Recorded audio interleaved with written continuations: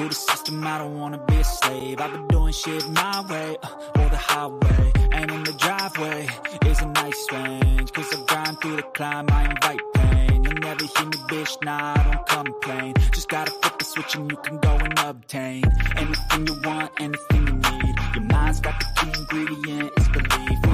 They'll deceive with the negativity, but I just slide right by that energy. Even when you feel low, you can still go. Even when you feel slow, you can still go. Even when there's no hope, you can still go. I never answer to no, man, I still go. Go, go, go, go, go, go, go, go, go, go, go, go, go,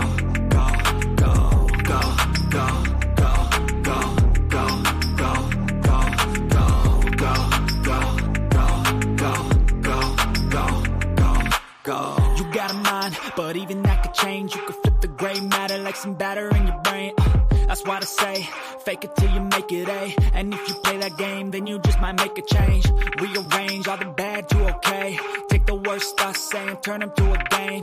Take the best thoughts saying, put them on display. On repeat in your brain till you're feeling no more pain.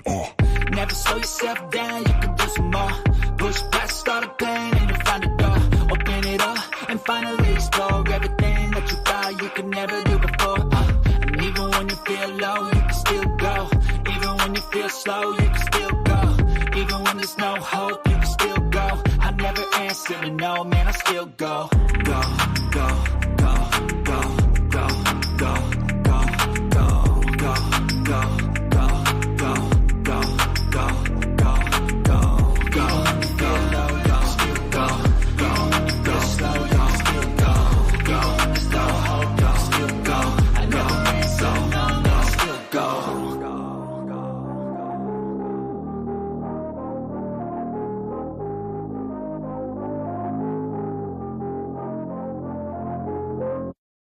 Even when you feel low, you can still go.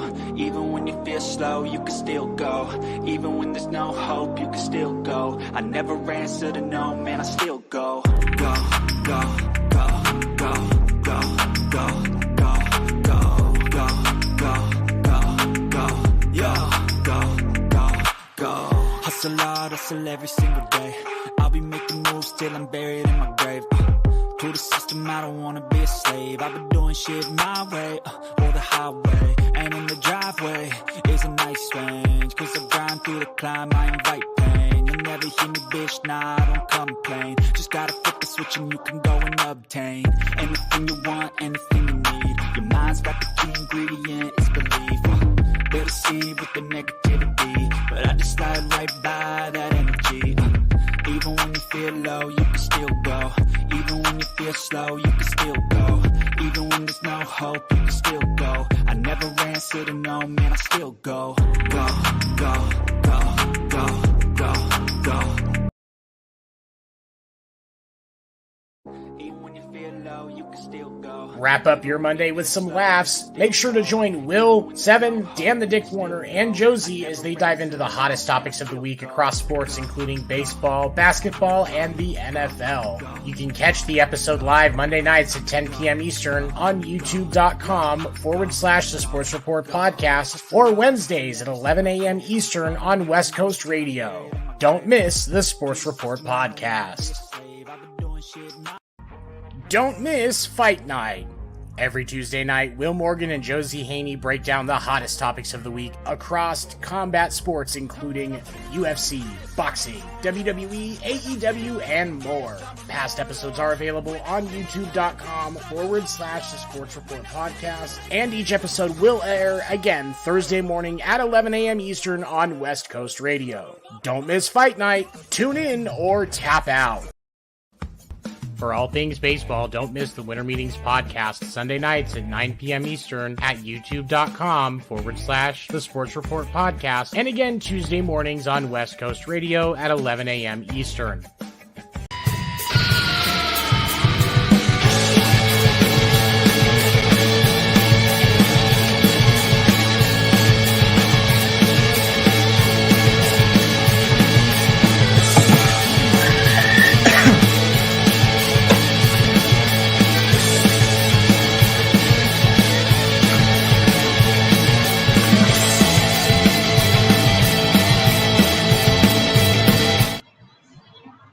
Hello, everyone, and welcome to the Hardwood. More Stacks, more Dick on Wednesday night. It is February 22nd. Stacks will be out with me in just 1 second. I would just like to take this time to thank everybody at the network for working here. And this is usually the part where I would put some kind of ad in, right? But we don't have any sponsors yet, Michelob Ultra. Michelob Ultra has not came to us like what I thought they might, and given us any sponsorships. We will rep the shit out of you. And on that note, I'm gonna bring in Stacks. How's it going, buddy? Danny boy, how the hell are you, sir? I'm all right, man. Just trying to just picking up from last week, just right on the Michelob Ultra train. We definitely needed a ticker sponsor. So anybody, Michelob, just on the bottom. Yeah, just come on down. Absolutely. Yes, come on down. As Dan said, we'll rep the shit out of you. So we will give you the fair love that your delicious watered down beverage deserves. Absolutely. Stacks, what do we got tonight for subject matter? Yeah, real quick, just want to say congrats to Adrian Martinez. Got drafted yesterday, Dan, in the USFL draft, second round pick, number 15th overall. Former Husker, also former Wildcat. So shout out to Adrian Martinez. Just want to throw that out there. We always kind of knew that he was going to be a USFL quarterback. Yeah, that's kind of knew. That's kind of where that was headed. So, good luck to him. Believe it or not, I don't know if you know this. Mike Riley coaches the New Jersey Generals, and that's who he got drafted by. So, two former Huskers, so to speak. Little Husker connection there on both ends there. Adrian Martinez is like not if you bought Baker Mayfield on Wish, but like if you bought Baker Mayfield at like a back alley pawn shop in rural Arkansas. Oh man, that's even worse. And then he plays 4 years for us. Starts all 4 years. All 4 years. Didn't have much like Casey Thompson this past season. Didn't really have much of a line to save his life, and yeah, and honestly, just couldn't stay healthy, and so, but yet he went to frickin' Kansas State last year, and honestly, early in the year was like kind of in talks for the Heisman, right? Early last year, so change of scenery and a coaching staff that actually gives a shit, that helps, doesn't it, man? Oh, Adrian always beat up on those fucking those D2 schools that we played there at the beginning of the year. He was always the best player on the field then. That's interesting. He was. That freshman year, it got me excited. I remember that Colorado game like it was yesterday. He was in there and running all over the place, and he was healthy as an ox and just looking great. But as per usual as a Husker fan, it just never works out quite the way you think it's going to. Have you ever seen a guy who does as much as Adrian Martinez and also nothing at all as much as Adrian Martinez? Oh, no. He's just out there. You know what I'm talking about? There. Yeah. Out there running around. Like it looks like it's like Adrian Martinez could be a good quarterback. But it's never going to come to fruition because I think that he just never learns. It's like he doesn't learn from anything that happens in the play before. It's just like every play is a complete reset amnesia. Like where he just forgets everything that happened before that and like, oh, I can probably try this again. It's like, no. Absolutely.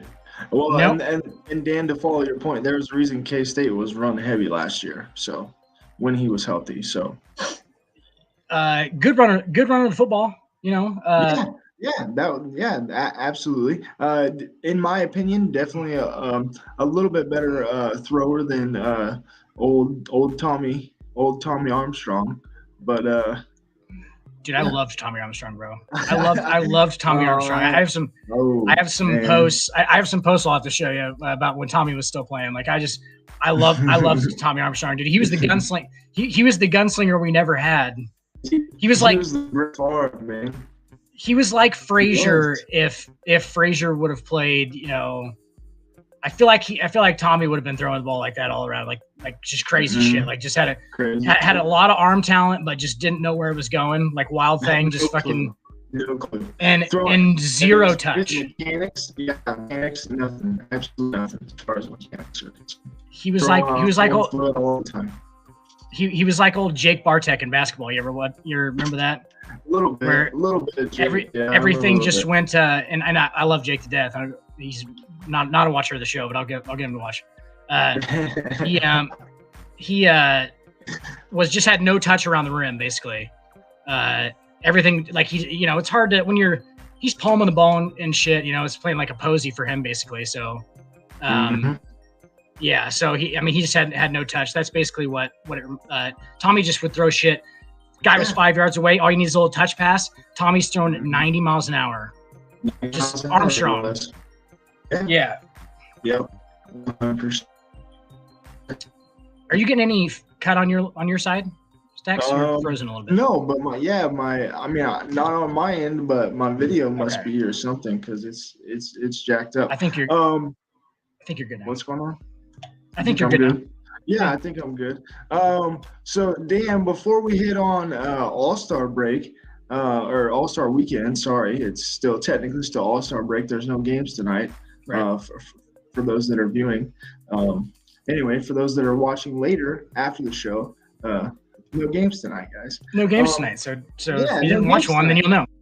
Yeah, right. But anyway, so I didn't know if you saw what the Rockets owner said in regards to Wembanyama sweepstakes. I did not. Did you see this? I don't know.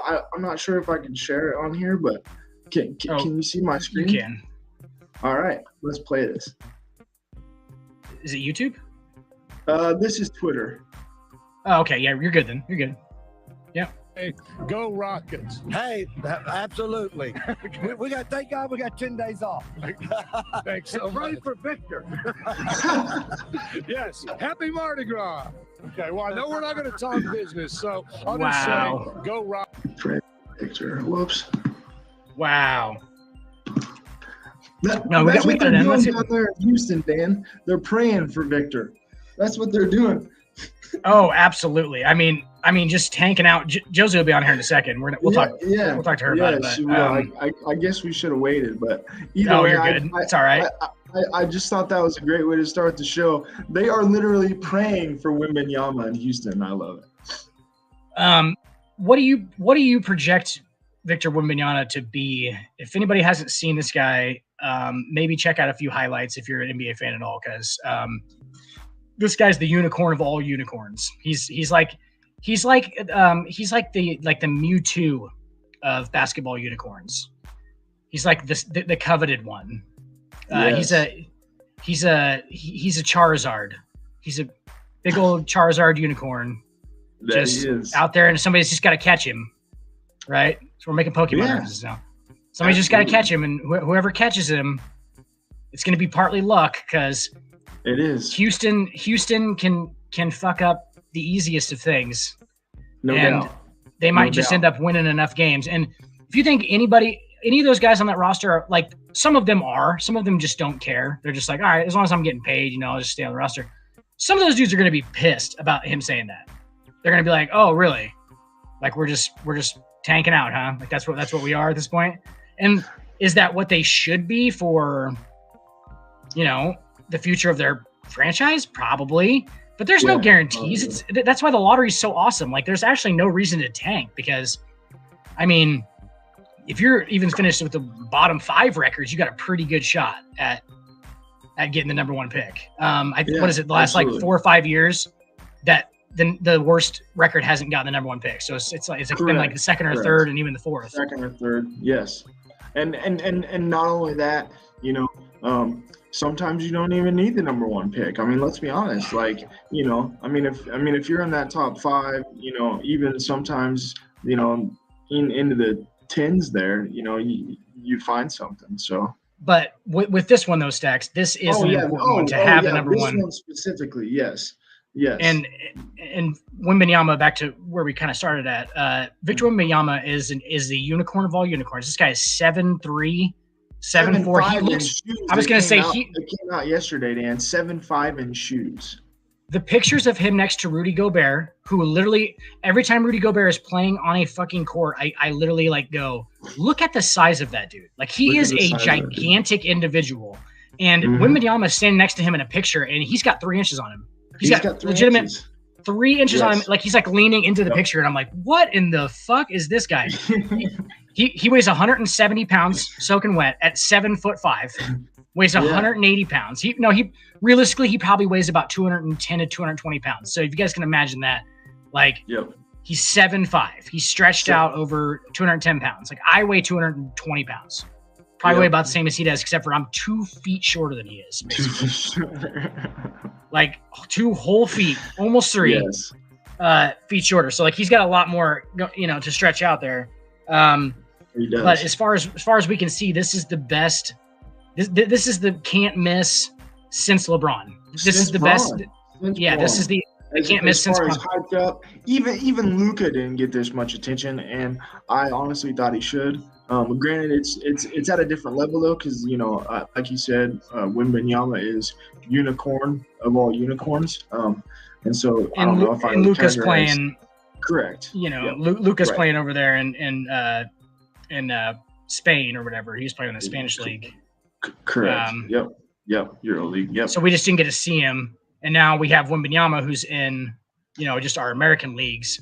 And the hilarious part is he's not even like taking the old school route where you go to college and shit. He's just playing. He's just doing that, and I was kind of disappointed. Granted, I know he's got things in the French league that he's playing in or whatever, that he's got obligations there. But it would have been nice to see him and Scoot in the Rising All-Star game Friday night. That would have been fun.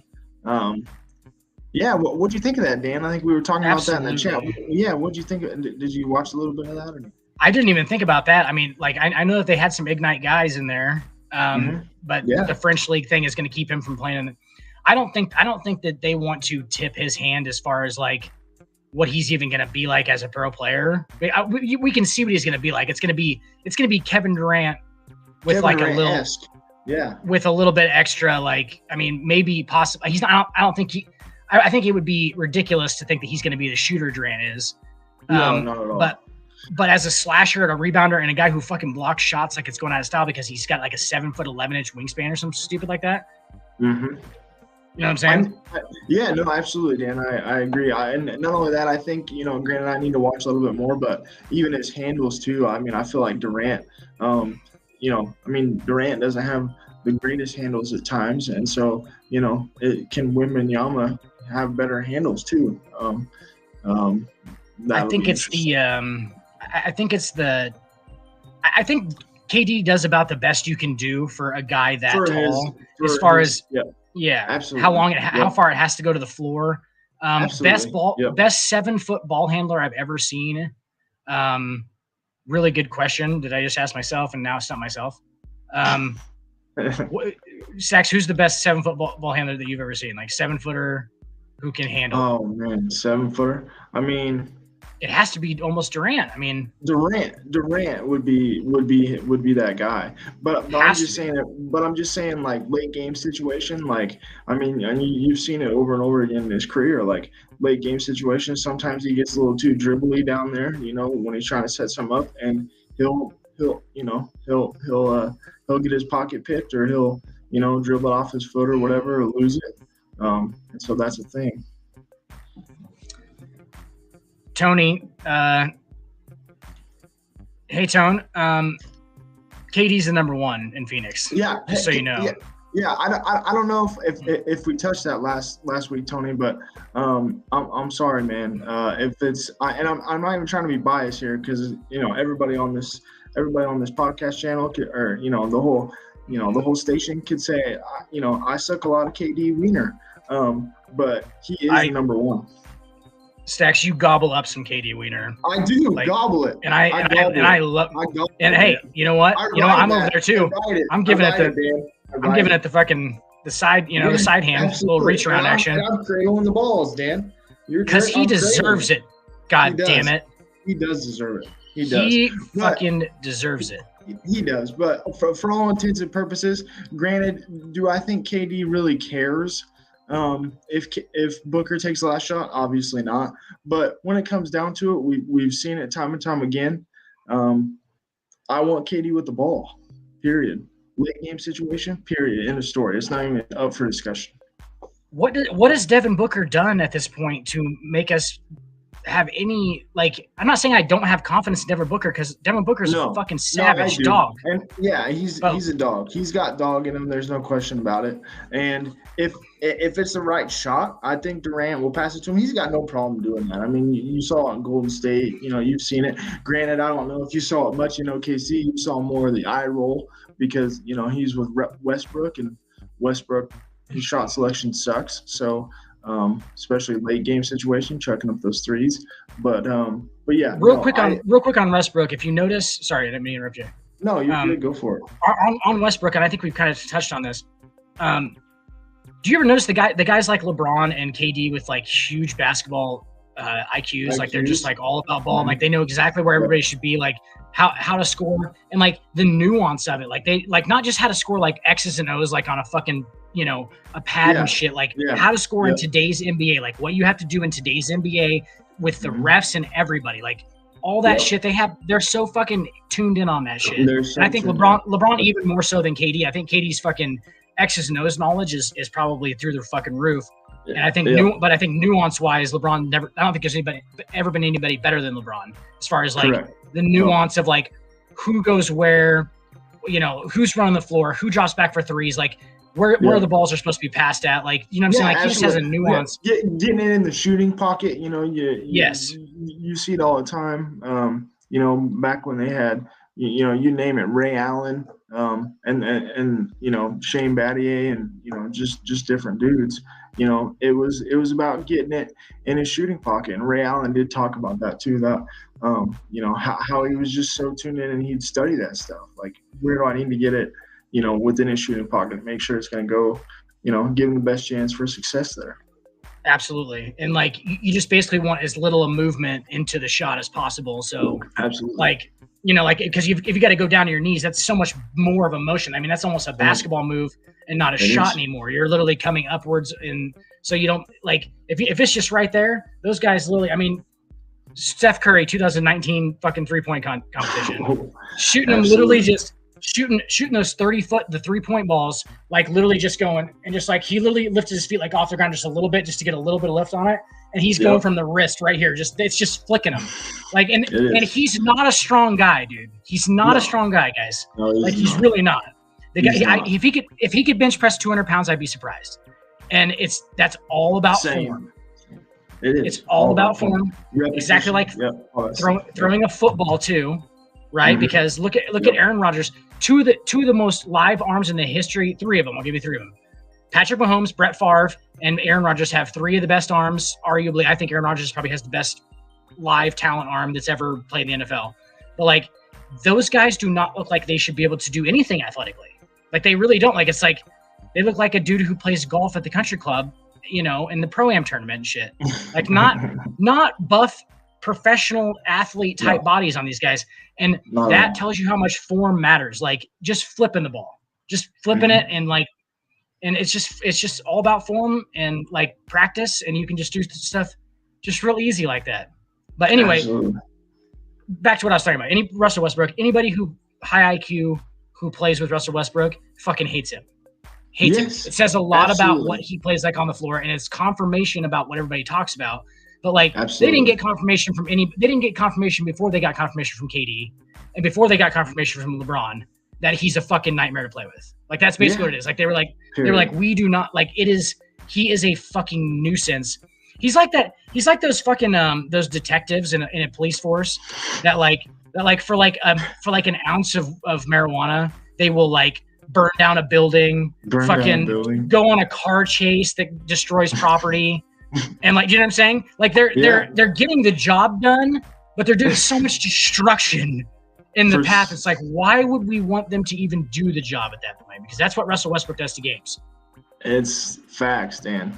Facts. He chases the weed dealer. And not to say not to say that I don't love his mentality towards the game, because me and you have been on record saying that we love his mentality. Dog.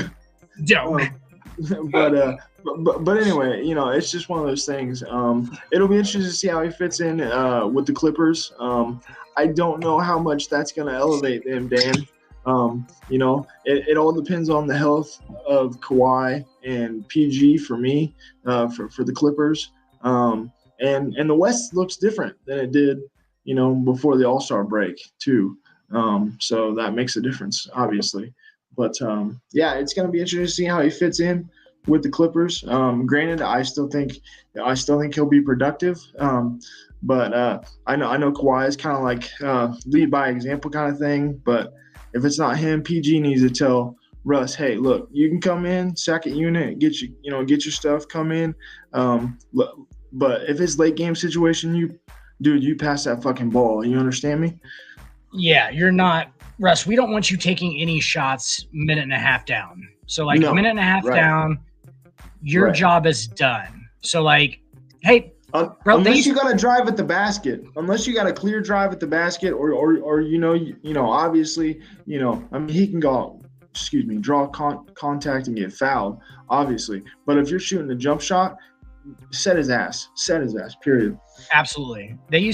When I played high school basketball, they used to sit me at the end of games because I couldn't make free throws. I wasn't a particularly good jump shooter. I was on the floor to play defense and to hustle and to provide energy, right? In that last minute and 30 seconds, you don't really need energy because you have it. Everybody's already focused in. There's a minute and a half left. You're tied, right? Sure. That's not. Nobody needs energy to pick that shit up. You do need defense, but you don't need somebody who fouls a lot.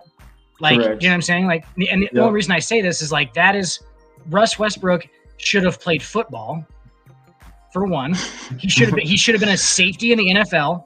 Think about that dude running around out there at safety. Wow. Holy shit. So, a 6'3", 230-pound fucking dog. Dawkins out there, though. Yeah, really dog. Think about his mentality, though. When he comes on the floor, how explosive everything is. Everything's just exploding into these 10-second, 11-second bursts, right? Where he's flying down the floor, and he's fast, and he jumps from 19 feet away and fucking dunks it and shit. Absolutely. That is a football player, and how he's built and everything. That is a football player playing basketball professionally. So, imagine what kind of freak he would be. You know what I'm saying, on the NFL field too. He totally would have been. Especially in today's NFL. No doubt. Picking off balls. Yeah, he'd be like OBJ as a DB, man. For real. Absolutely. And hitting crazy type interceptions. Climb you can tell. Get it. Yeah. Absolutely. You can. And who does he match up against? Oh, everybody. Oh yeah, everybody. Yeah, you can literally put him on anybody. 6'3", he's got decent height. He's not. He doesn't look that big, but in real life, he's 6'3", man. I bet Russ legitimately ran a 4.4 in his, at some point, probably still does or close to it, right? 4.5, 4.6, which is flying. At least. Which is flying for 6'3", 230 pounds. That's flying. At least. That's flying. I would say he runs. I would say in his prime, he might even touch 4.3s. But 4.4 probably sounds good. 4.4 is fast as fuck. If you run a 4.44 yard dash, you are a fast human being. Probably one of the top 0.01% of human beings that have ever lived fast. That kind of shit. If you ever run a 4.4 you're on a whole different level. At some point, he probably ran a 4.4. Probably runs a 4.6 now, something like that. If I had to guess, and I know it's all speculation, but with that vertical and everything, oh boy, and that attitude. That's why he's not a good basketball player. That's why he's not I knew a lot of guys, including myself, played football, liked playing basketball, not the right mentality. Two completely different mentalities going on. Yep. Right. Yeah, you got to be kind of cool-headed, calm, collected in basketball. You have to obviously be dribbling the ball. You have to have your head up. There's these concentration things, and look at Luka Doncic. Doesn't look like he's ever in a hurry. Just just relaxed, man. And it's effortless. Yeah, him. His best comp as far as that methodical. You can't speed him up, can't slow him down. It's Cade Cunningham. Cade Cunningham is the exact same way. Right. Just getting to the spots. Yeah. And it looks so effortless. Granted, I realize it's easy for us, with our eyes to say that because obviously, we we're the common folk watching it.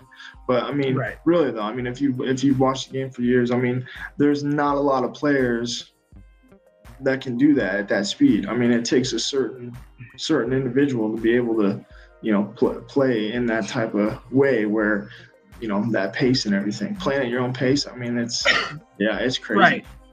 Like to the point you're dictating the pace. And what it shows is like they're so skilled.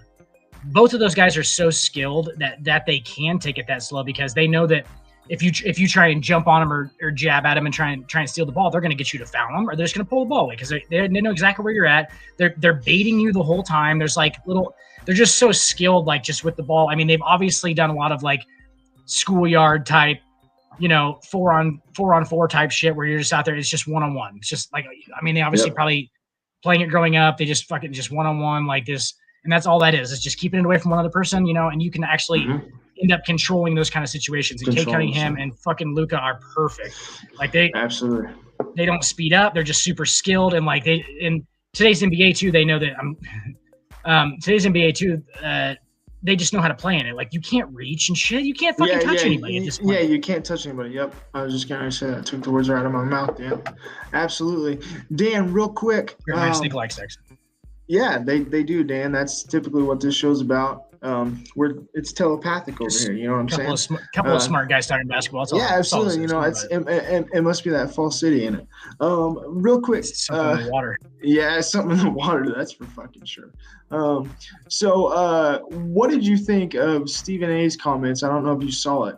That Braun ruined the dunk contest. I don't know if you see my little thing underneath my name, but I honestly kind of tend to agree, Dan. I think Braun ruined the dunk contest, man, by not participating. By not participating, he basically said, "I'm too good. I don't want to," which is fair. But I'm just saying, I think it led us down the road to where this is why we're seeing guys. Not to take anything away from Mac McClung, I thought he did okay. Did I think the dunk contest was great? No, not necessarily. No. Has it been for a while? No. But at the same time, would it be nice to see guys like, Anthony Edwards, John Morant, Zion, both of whom said they would never do it. Yeah, exactly. Zion, I don't know if you caught that during All-Star Weekend. He said he would do it. Stupid idea. You're not healthy enough, man. Don't even think about that. Get healthy. Worry about your team first. Your rookie season, I would like to have seen it. Obviously, coming out of Duke, he's got the hops that can go for days. I mean, Duke can fucking jump and hit the size ceiling. And power. That size and power as well. Yeah, absolutely. Very Dominique-like. Yep. But anyway, I don't know. I hate to say it. I know we're Braun lovers on the show. Braun, by the way. If we're counting on the ticker, but I think he ruined it. You're 100% correct. LeBron James ruined the dunk contest because of this, Stacks. Yep. So like when you were in school, there was always like the thing that some people wouldn't want to do. Like say you sung in the show choir, right? So you're a select member of the singing group. Right. Some of those show choir people didn't want to do that mediocre chorus stuff that everybody else had to do, right? Because that was dumb. It was beneath because they were so above. Yes, they were so above the chorus part of it where everybody was singing, because we're not everybody, okay? We don't do these things. We're not normal people. And that is exactly what LeBron James did to the dunk contest. Yeah. I feel like I've said this a bunch in my life. In LeBron's defense, he actually was like, that's okay for him to say. That's okay for LeBron James to go, hey, I just don't want to do this because I feel like it's like, so I'm not fucking worried about fucking slam dunk titles in the All-Star game, bro. I'm worried about fucking winning titles and MVPs. That's what I'm worried about, because I'm on a whole different level. If he says that, whatever. Anthony Edwards, shut your goddamn mouth about it being stupid. Like just because you've seen the last couple of years, why don't you get on there and make it fucking and make it fucking good again? Do you know what I'm saying? Yes. Like facts. Like man. make it good. And somebody LeBron James said it and could say it, because that's whatever. Right, but I guess I was just getting to the point. What's up, Derby? What's up, Derby? He called you a crack addict. Oh, thank you. I definitely am. Thank you. Yes, that's And then whatever this means. Is he trying to say you have a penis, Dan? I mean, I hope so. I think that Right? they're associating the dick in my name with an actual With phallic dick. symbol. With When phallic in reality, my middle name is actually Richard, which is a nickname. Dick For is a Dick. nickname for Richard. Yeah. Therefore, that's why it's like that. You fucking perverts. I mean, Yeah, every time thank you. I think of your name, I picture a human dick. It is hard not to. It's Josie. What's up? And back-to-back wrestling You don't have shirts. to put on the red light. Back-to-back wrestling shirts. Put Look on at the you. red light. Always, says Josie. That's a night shirt, everybody. For those Richard who don't know. Peen. Richard Peen, then. Richard. Fair Peen. enough. Fair enough, Derby. Dick Absolutely. Peen. Well, I'm Daniel. here. I'm here and ready to test y'all's basketball knowledge. I got Let's do it. multiple games tonight. Yes, we have a new one. We have Folks, 2 new ones, Stacks. Two new ones. Okay. Because the first Okay. one I introduced you to last night, and I told Dan I was going to do this earlier. So I'm about Got to it. list 3 NBA stars, and you are going to tell me who stays and which one Oh, this one. Okay, got it. goes. Oh, this one might be kind of hard. James Harden, LeBron James, and LaMelo. You got to fuck And- one, marry one, kill one. Go. I'm killing LaMelo, that's for sure. Sorry, LaMelo. Definitely killing LaMelo too. Yeah, Yeah. it's. I don't know. He kind of looks like a woman. I might fuck LaMelo. Fair. He kind of slick his hair back. Yeah, And yeah. he I could, will yeah. say none of my His dad choices watch. when we play this game will ever have LeBron or Jordan because I just don't feel like that's fair. Because you've separated Okay, them into a that's different stratosphere of players that you That's really fair. can't touch. I mean, I don't feel like even on each other, I know where this one would lean, but if I had 2 other people, I know it could lean the other way. So Fair enough. You have them ready. You have I the list. them ready to go. So you just say what their names are, and then All we right. gotta like get So rid of one of the their careers. 3, but you have Correct, to give basically. reasons behind each one.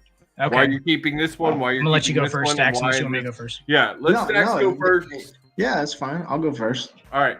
Throw it So- at me, Josie. Shit.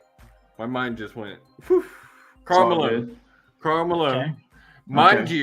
you cannot take into effect his His personal life. checkered past Okay. and personal life. Okay. That's fair. Only Just the on the player. floor productivity. Got Only it. the player.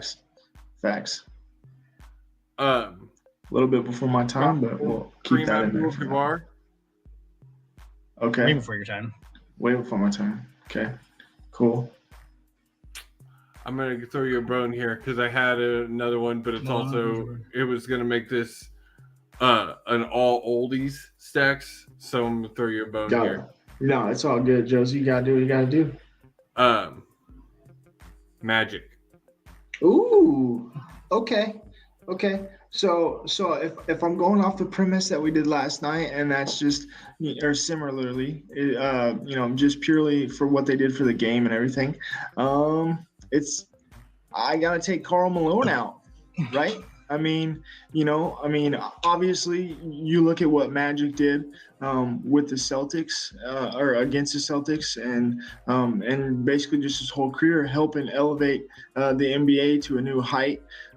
We might not have. I mean, obviously we would have him, but I mean, maybe LeBron isn't as great a passer as he could be if we didn't have. Maybe Magic. he does. Yeah. Maybe he does like the McHale drop step and plays the post. Right. Fair. But I think you would just see different versions of various players. So Plus, Stacks, how would HIV have got us famous? I mean, let's be honest. Yeah. Oh, nope. Absolutely. Can't do off the floor stuff. Gotcha. Yeah. I can't. Oh, sorry. No, you're That good. was a good one though. Dan. Count it. Count it. But anyway, so that's why I'm keeping Magic, and then obviously Kareem Abdul-Jabbar. Man, it's kind of tough because I think that one also goes I know we said on the floor, but at the same time, you have to look at what he did for the basketball community off the floor and what he did for just the African American community during his time. But then obviously positive things though too, because if we're really taking everything, Karl Malone's out because he's a piece of shit. Well, no, I'm actually gonna make. Go ahead, Stacks, but I'm gonna make a point that's not actually the case. A point that's not the case. Yeah, but anyway, on top of that, and just basically what he did for the game as a whole. Obviously Kareem. LeBron just passed him all-time leading scorer. So just all those different avenues in there. Karl Malone was great in his time. I'll give it to him. Him and Stockton. It was a dominant duo for sure. But so Stockton was going to be my original pick for that spot, actually, instead of Karl. Ooh, that's so much better that would be than Magic. So much better. Well, no, if you leave Malone, it was going to be Stockton, Magic, and Malone. And no Malone at all. Stockton, Magic, and Kareem. And Kareem. Stockton, Magic. That's Kareem. way better. Okay. Because that's a different combo. Go ahead, dude. I'm glad that you mentioned that, because really, like, Stacks is 100% correct, and we're probably correct for kind of the same reason. But I literally think that let's minus that Karl Malone is a fucking pedo. Okay, minus the fact he's a pedo.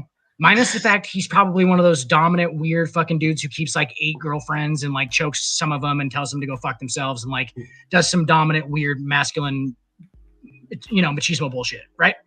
All that shit aside, as a player, those are the 37,000 most empty points that have ever been scored in the NBA. Karl Malone's. What did he ever do with them besides take fucking nasty John Stockton short shorts, tube socks, fucking rockin' passes? What did he ever do besides take a fucking little 14-foot jump shot and two-hand dunk a basketball from a fucking fantastic feed from one of the greatest point guards who's ever lived? Karl Malone's 37,000 points are empty. There's nothing behind them, just like his eyes and his soul. There's nothing there. There's nothing there. All that substance. You got a lot of man there, 6'9", 280-pound man. Nothing Absolutely. going on behind those eyes. Nothing going on behind those eyes. Nothing going on with 37,000 points. That dude is he is one of the most forgettable NBA stars. If you literally just go to like an all-time list, not many people name Karl Malone in their top fucking 25. Not a joke. Wouldn't even name him in the top 25 players of all time. I wouldn't. So he's minuscule. Like, outside of the fact of him being a piece of shit, statistically he didn't do it. What did he ever do? Right. Absolutely. He got beat by Michael Jordan. Since y'all why are you keeping? Why I'm just curious, Dan, because you're a little bit older. Oh, why? So why are you keeping Magic and Kareem? Well, obviously, Kareem on the floor is one of the most dominant players to ever touch a fucking basketball floor. Yeah. From the time he was fucking 10 years old, he dominated everywhere he was. In high school, he dominated. Yep. He won 4 consecutive fucking NCAA titles at UCLA, and then came in and just started fucking banging off championship rings like it was this, like it was, whatever the fuck. When his name was still Luol. For real. Like, there was people calling him Mr. Cinder, and he's out there playing basketball. Like, good God. And then, he does some LSD, obviously, and becomes Kareem, because you only become Kareem Abdul-Jabbar after you do a lot of LSD, and realize that the whole world is one, and that with your Bill, ancestors touch you, with Bill, by the touch way. you, and their hands come out. With our mascot. Oh, with Bill, 100%. Yeah, Bill Walton was there. Mascot too, by the way. Bill Walton was like, "This is just amazing. This is just fantastic, and everything here is amazing." And he's like, "This is just sensational play by everybody is sensational. Everybody's having a good time." And me and Kareem in the 60s, and we used to do a lot of mushrooms in the 60s. Me and Kareem Abdul-Jabbar, one of the. It's just fucking all so positive, and he doesn't even know what he's talking about halfway through. He'll start talking about like a fern or something. I'll be like, "I have a fern at my house," and the other guy's like, "What the fuck is going on?" Did you see that cactus in Arizona? Beautiful, There was just beautiful. Get out in that area. We were coming through New Mexico. There's a lot of cactuses in New Mexico. They were spectacular. Yeah, he's just stoned as fuck. But anyway, yeah, like Kareem, dominant wise, actually as a basketball player, also a piece of shit. I mean, you have like if you want to pick like a kind of not equal to like Karl Malone piece of shit, but like he's kind of a piece of shit. Everybody hated him. He was a dick to all of his teammates, the media, everything. He was pretty fucking like holier than thou. He also, like I said, he also dominated the fucking sport that he was in. His profession, he dominated it since he fucking could walk. So like I don't know if people walk around you all the time going, "Hey Josie, you're so fucking awesome at everything that you do." Can you imagine, like, eventually you'd be like, fuck, man, I might be fucking awesome. Like, people keep saying it. I might be fucking awesome at everything. And then how much more of a dick would you become? You know what I'm saying? Like, no, but, like, you would just become a fucking dick, dude. Like, you would. And, like, so I don't even blame those dudes for that. Like, as long as they're not, like, out, like, fucking impregnating 13-year-olds, like, as long as they're not out doing that, then they're fine. But, like, he just had like he's so you could have filled Karl Malone in with so many other guys. Like I feel like if you take Eric Dampier and put this is a fucking claim and a half that people are gonna be pissed about if they ever see it here in Utah. I'll take Eric Dampier in the same exact situations that Karl Malone was in with John Stockton, and I think Eric Dampier scores at least 30,000. You know what I'm saying? Like I think Dampier gets like up there like in the top 25 of all time scoring. So he's not going to do. I'm not saying they're the same player. I'm not saying Karl is right, but that bad. But like, he gets there. So, $30K off John Stockton. Real quick, what's your thoughts on Magic? Under a minute. AIDS. No, I'm just kidding. He couldn't bleed on other people at one point, and it was weird. Revolutionarily, I mean, the guy was literally a point guard. He was a point guard that just was magically in a 6'9" frame, and they didn't really know why. They were like, okay, well, this guy's usually like 5'11". The guys that we have like this are usually like 5'11", like shorter guys, right? And they're like, what the fuck is that guy? They're like, he looks like he should be playing in the post, but he doesn't play in the post. And everybody tries to guard him. Is like 7 inches shorter than he is. Like they were just confused. They're like, I think that he should be good. He should be good then, right? They're like, yeah, let's draft him. Bam. I'm like, Michigan State, you got Magic. So like, yeah, he was like an accident basically. It was like he was just like super freakishly talented and way too big. He's that's why he's really LeBron. People compare him to LeBron all the time. I think is because they were just like, what the fuck? Like that shouldn't be doing that. Like they're like, it just moves faster. It's like when you make a player in fucking Madden, like a 360-pound player, but you give his speed 99, and like everyone's like, "What the fuck?" It's like a tank. It's just going like that. Yeah, it's a tank that's on cruise control. But yeah, that's. Right. I mean, Magic's a freak, dude. Magic's one of the originals, and the style, the Showtime Lakers. Both of those guys are on the same team too. Are they the same players? Is my question. Like, they're not. They don't become the same players that they were if they don't play on the same team when Magic's a rookie and shit either. Do you know what I'm saying? So like, it's just such a weird thing. But like, definitely get rid of Karl Malone. Like that, like hot Carl.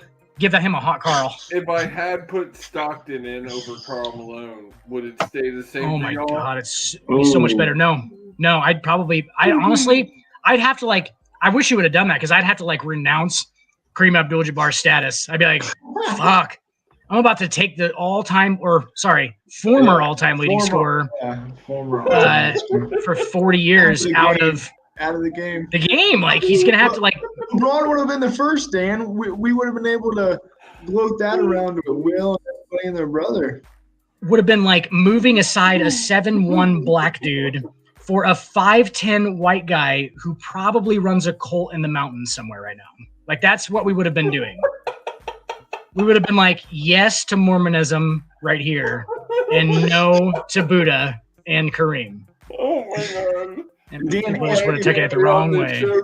Dan, and Josie too. If there's no Kareem, do we have somebody else that that sets the all-time leading scorers record before LeBron? Jordan. Jordan was never going to play for long enough. Fair. He's like clearly admitted he didn't want to.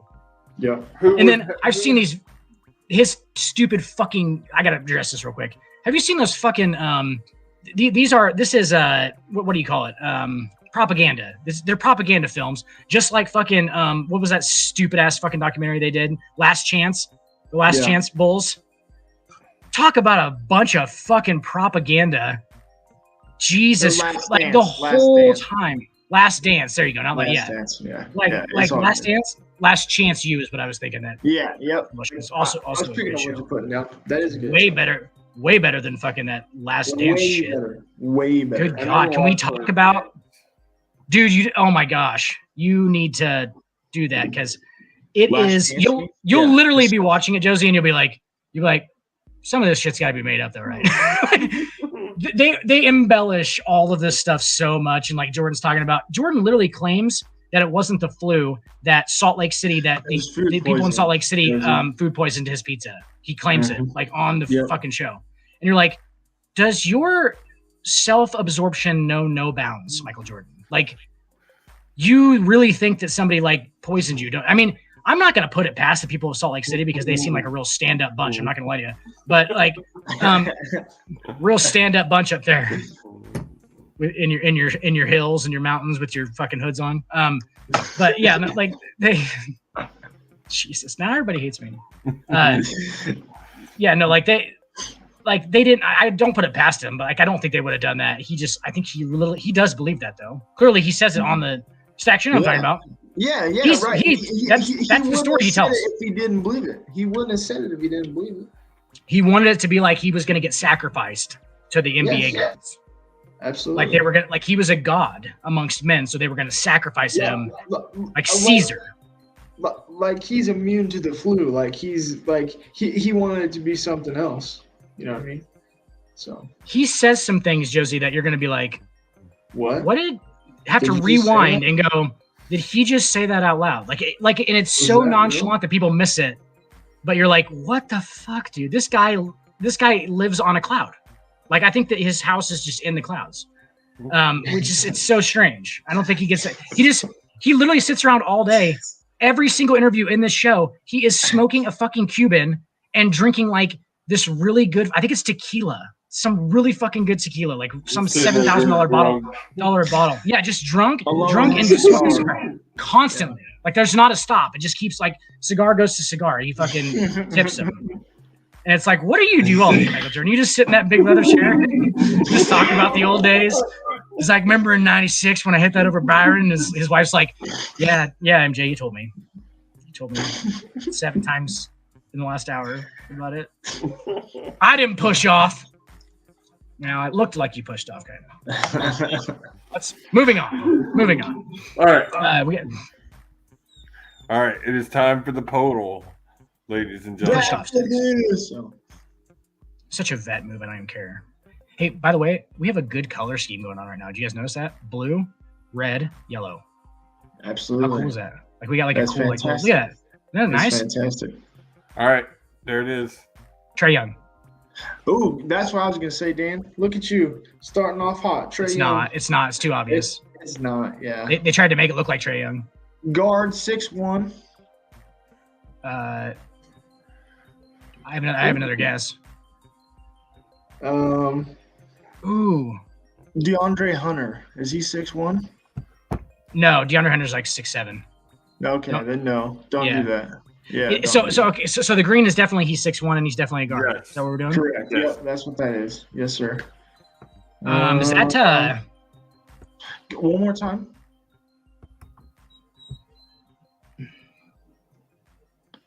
Shit. 6'1". now I was gonna say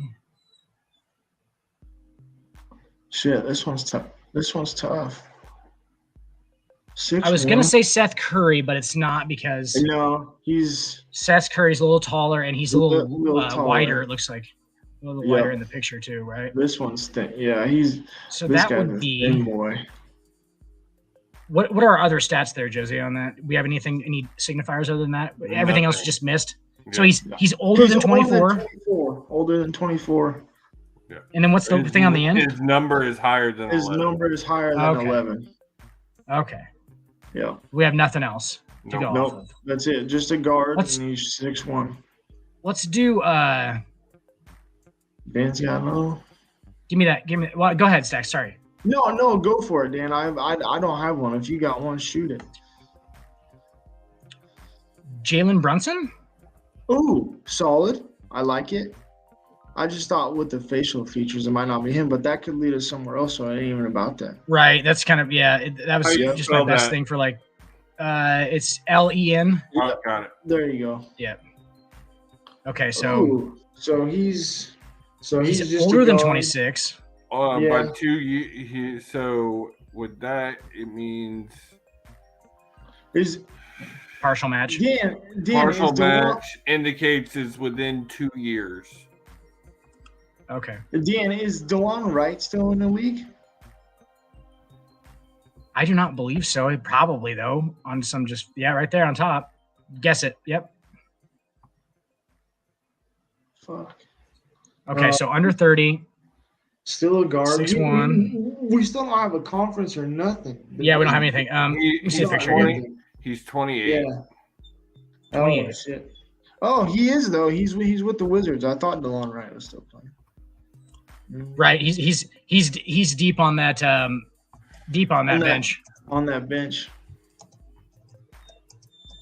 Let me I see a keep picture thinking again. Toronto.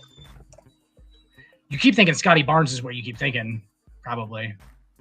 Yeah, that's fair. I don't think that's him just based, but it might lead us somewhere. So I'm with it.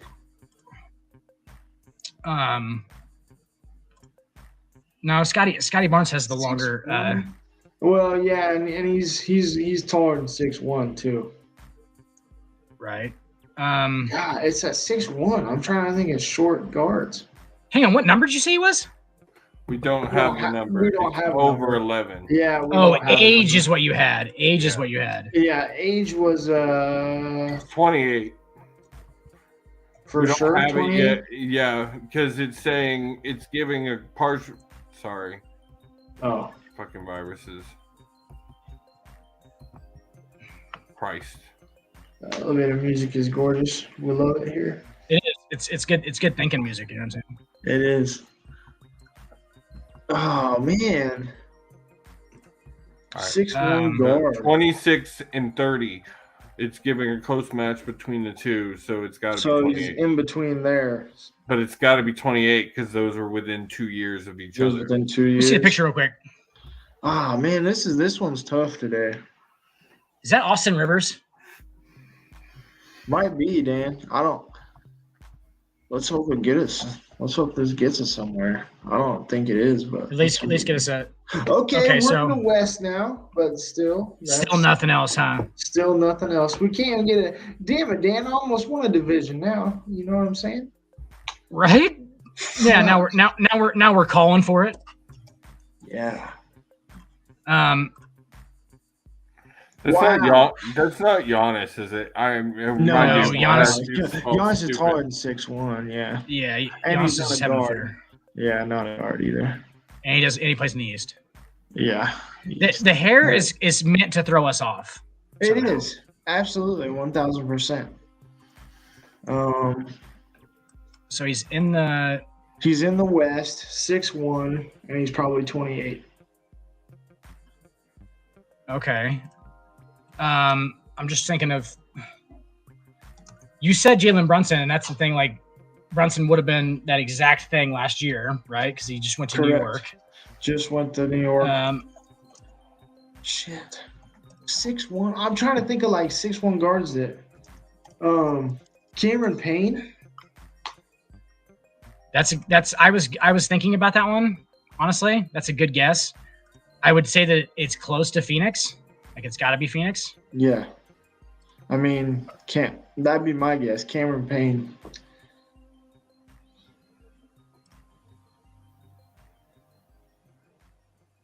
Cameron Payne. Sorry. Had to No, send it. yeah, no, Send he it. does he? Yeah, CAM. CAM. Yeah, right there, Cameron Payne. Oh! Yeah, good guess, man. Good job. Okay. Wow. That was just like a random. We'll get that in 5 steps. Yeah. Yeah. Five Y'all were guesses. nowhere. Y'all were nowhere Okay. before that. And without even a fucking division. Can you imagine Division. We don't even need it. that? We didn't have we didn't have the most intricate part of the description. It's definitely a division because everybody knows divisions. Absolutely. Yeah. All right, Yes. So Yes, this we do. next one is a Stacks added game. He sent it earlier to me and said he wanted to play this tonight. So I do. And it's points per game. So it's a game higher or lower using Lakers regular season stats updated January 2023. So all right, this is Lakers edition, Dan. Qualified. This is qualified people, right? Like people who are Yeah. qualified in. Okay. Right. Yeah. Certain number of shots. And it's basically just who scores more points, and they show you a picture, and you just click one. Okay. And sometimes they have old heads too. So who scored more points? Right. Adrian Dantley. Adrian Yep. Dantley. Ooh. Wow, Jerry West is 27 a game. Okay. Okay. Play again. Okay. Play again. Yeah. Yeah, for sure. Play again. Hit me with another one. That was a Yeah. good one. Trick question. It was. gotta watch an ad. It was it was so easy that it was so easy. I was like, It- this has got to be a trick question. Absolutely. It's Jerry West. It's a fucking logo, bro. True. He averaged 27 a game. I didn't know that's that. Nuts. That's crazy. It's like 20. Yeah. That's crazy. That is crazy. Fucking Jerry West. Definitely still the logo for no other reason than he's rich and white. White, absolutely. Because if you ain't white, you ain't right in the NBA, man. Mac McClung for all the white guys. Happy Man, Harrison, baby. Happy Harrison all day. Harrison, give it to me. Come Matt on. McClung for all the white guys is yes. Yes, for sure. There you go. Fair enough. Bam. We're moving on. Oh, Closer it's than I Kobe. thought. It's Oh, Kobe. Kobe for It's sure. Kobe all day. Kobe all day. Kobe. Yeah, that was too easy. Julius Randle. Julius Randle. Julius- for sure. Julius Randle. Julius Randle. Yeah. Oh my God. shit. By point two, that was a trick question. Oh shit. It's because of Randall's early years. It is. Yes. Brown. I was gonna stop us. You're thinking this year, Julius Randle. He's Yes. balling out with Jalen. The one Brunson. that got away from the one that got away from LeBron in got the away. Yeah. the very coddled life that must be in the cradle of LeBron. Carmelo. Actually, you know what? Hey, give me a second. Hang on. That might actually be Russ. That might actually be Russ. It might be Russ just based on because I they think were it's both Malone, in the latter part of their career, right? When they played with the Lakers. Oh, it's just Laker. It's not just career Lakers. stuff. No, it's Only just with Lakers. the Lakers. Only, yeah. Then Lakers. Russ. Yeah. Then Russ. Yep. See, okay, now I know the parameters of the deal here. Fuck, that's Russell Westbrook, I think. I'll go Russell. I don't know on It's that not. Sam Perkins is probably like 19. one. Nope. Ooh, we got it. Hey. Definitely okay, fucking. Malik earlier, but It's I Sam think Perkins. It's Sam I think Perkins. It's Perkins. Yep. Hey. Malik Monk looked stoned out his head. Nick Young. Ooh. God damn it, dude, with the same fucking I shit. didn't think so. You would do Shit, three man. every time it's the scored third three. one. I'm gonna give you It's the one more third one. shot. All right, one more. This is fun, Dan. You like this one? I like this one, Dan. Yeah, I do like this one. It's just with the team. That's why it's Just so with awesome. LA. Yeah, just with LA. Yeah, it's better. It's better when it's like that because then if we just did career points per game, I'm pretty sure we could fucking nail a lot of them. Correct. Pretty close. It's gonna be really hard with those guys that you don't know if they fucking. Oh god damn it, Carmelo fucking. So Happy Harrison was earlier, and he was like 16 a game or something like that, right? Correct. That Yeah. could be Carmelo though. I think we should probably go Carmelo because of that, but maybe not. It's the latter Harrison. part of the career, though. You know what I mean? I'm gonna go Right. Harrison on that one. Let's go Harrison. on that one. Yeah. Yep, good call. 15, not 16. Oh my God! This is some old school shit, dude. Who the hell is that, man? I mean, we're definitely going with Dick. This is the hardwood with Dick and Stacks. It's Dick and Stacks. all the We way gotta out. do it. Can we continue to pick Dick? Come on, Dick. There we go, Let's Dick. Thank you, Dick. Thank you, Dick. That's a big old dick coming out. Oh, shit. This one's tough too, because this one's early really Brandon hard. Ingram. This is Really hard. early I Brandon think Ingram. you I'm have to gonna go Brandon Ingram. I'm gonna go Ingram. I think you have to because he was still scoring. He was still That scoring. looks like It's a gonna be prison- close. That looks like a prison photo. It's does. like I knew a guy does. named Dick Barnett like that. No, Oh, shit. 13.89. He didn't do Wow. shit in LA. I want y'all to beat 3, so we're gonna try one more time. Yeah, let's try. We'll This get is this one. hilarious. We'll get this one. They also have just an NBA one that's not Lakers specific too. Oh, Right. What's See, that one would be. We could kill that Uh, one if it's their whole career. I can send that to you, Josie. Send me that link here in a second. We'll play one round of that. Kobe. Okay. It's Kobe for sure. They're gonna give us Kobe ones. We know what this fucking average is. Yeah, I was gonna say, come on, give me Kobe all day. Kobe, Jamal Wilkes, Kobe, Kobe. but it's probably Jamal Wilkes. No, Yes. Jamal Wilkes was good in the '60s. Ooh, Byron Scott or Jamal Jamal Wilkes. Wilkes. Let's go Jamal Wilkes. Yep. Byron Scott was Wilkes. a I'm point guard. gonna say Wilkes. Scott was a point guard. Yep. Hey, Yep. we got past 3. We got 3. No, not quite. You gotta George get Mikan. this one. George Mikan. George Mikan. Gotta be Mikan. Yep. Hey, George Mikan was a let's stud. go. There George you Mikan was go. a fucking 3-time MVP. Magic. George Mikan. You think Mikan? Okay. It's George I'll- Mikan. Absolutely points. I'll let you do it. Yep. All day. Ooh, look at you. Look at you. Dang. God damn it, Gail fucking good. I have to go Gail Goodrich. I think with You think so? just the Lakers. Oh my god! Damn. Wow, that's we got fucking 5 stupid. though. We got 5 though. Just go to sports real quick, and then do NBA, and then do there you go. Career hire. Oh my god, this one's so Gilbert good. Arenas. Gilbert I have to go Arenas. Gilbert though. Yeah, I think it's Stackhouse was just more consistent. Yep, good call. Let's go. Gilbert Arenas used to go behind the back. Gilbert? Let's stick with Arenas, I think, but this one's probably a trick question. Arenas. I like Arenas here. Oh yeah, Okay. that's good. I was gonna say Roy Tarpley. Who the fuck is it? Oh my God, who the hell is Tom that? Chambers. Tom Let's go Chambers? Tom Chambers. Tom Chambers. Let's go on Tom this Chambers' one. career. Yeah, for sure. Hey, let's go. Yeah, for sure. For sure. Oh my God.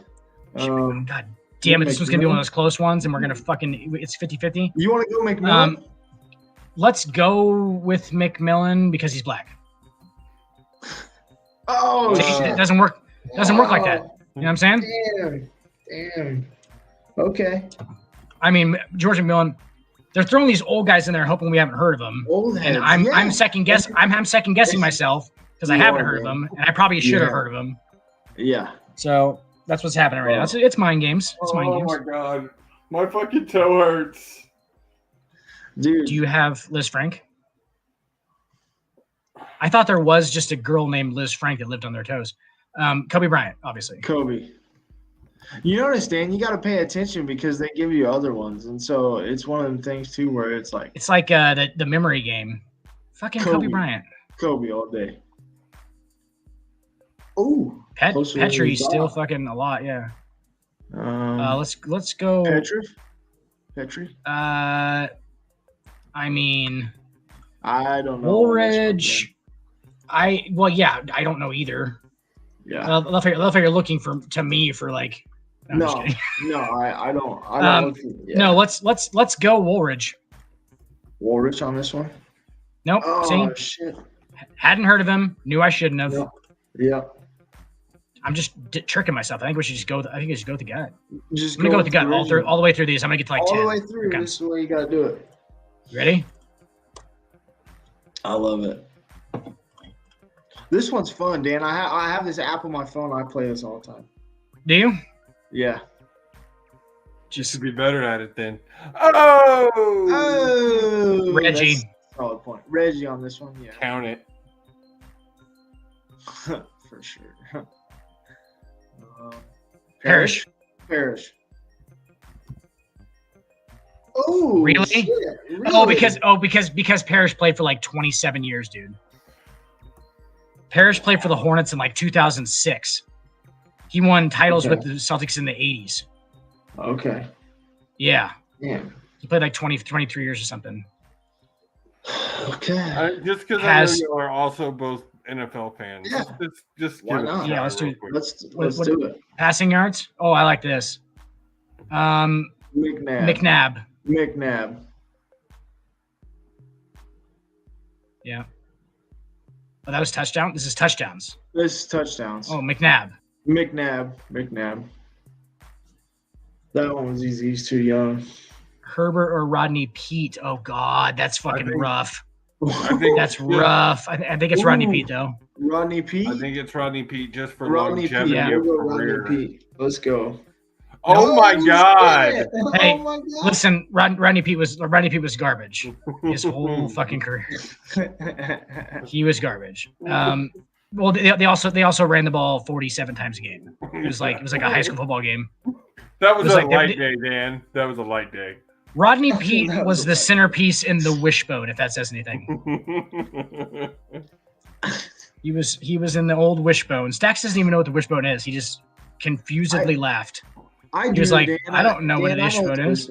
Dan, I know what the wishbone is. Come on, man. I grew up in Nebraska. That's from like right. That's from like also like way before you were fucking born though. Like, and we ran the I, bud. We ran the I formation. What passing touchdowns? Yeah, Mayfield. passing. Oh, I'm gonna. Okay. Yep. Yeah. Wow. Okay. Mayfield Robert put him Berry? up in those Really? 4 years. Fuck Unitas, I guess. I mean, It's with gotta my be gut, it's Unitas, got to be. right? It has Gotta to be. Unitas. Oh, Yes, hell by yeah. a lot. Oh, all By day. a lot. All day. Unitas again? Oh my God, no! I don't. Hang on, You don't think so? dude. It's been tricking you all night, Dan. I know it's been getting me. I mean, I have to go. I honestly think I should probably go Greasy. You want to go Greasy? Go Greasy then. Let's go. Let's fucking go. Not Bob Greasy. Let's go Unitas. Two 90s a lot. I already went Bob Greasy. You lost. He already did. Oh We God lost. damn it! Why it wasn't? Yeah. I thought we you lost. said it. Yeah. It's all right. We can. We'll go again. We'll get a good one. We will Get on a good streak. one. If we don't get on a streak, then fuck it. I guess I don't really. I mean, Fuck it. Dan's We're got a drink. 85% in the portal. Who else can say that? everyone we miss, Dan has to drink. Dak. Prescott Dak. might not be though. Yeah, pretty good. Mike Glennon's next. Gary Collins for sure. You think so? Okay. I'll let you have that one. Yep. Oh, wow. Okay. Kerry Collins was a good quarterback for a while. Jake Delhomme? Fuck! It's Kerry Collins, I think. Mhm. Go. Okay. Kerry Collins? All right. Karen Collins for sure. Kerry Yep. Collins for sure, says Dan. Yep. Oh, wow. He was. Shit. I'm going gut off the top of my head. Delhomme. Delhomme on this one. Yeah, I'll go with that. Yep. Solid. Lamar. More than 89. Lamar Jackson. Lamar. Only Lamar. 4 years. Hell Yeah, for Hell sure. Yeah. Hell yeah. Fuck. Lamar. Yep. Hey. That's y'all's best score on any of them so far. 6 right there. Montana. He's way the fuck up there. Wow. He is way the fuck up there. Montana. Fucking Blake Bortles.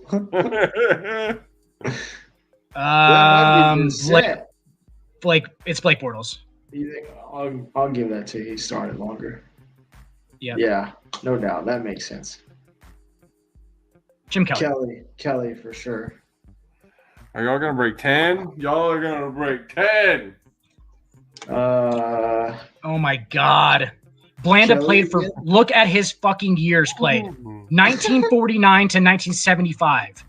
It's George. It's okay. So for the last 10 years of that he was a Blanda. kicker. The last 10 years of that he was a kicker though. Wow. But I feel like you have to go. I feel like you right? have to go. I think it's Kelly. I'm gonna say Kelly. Yeah.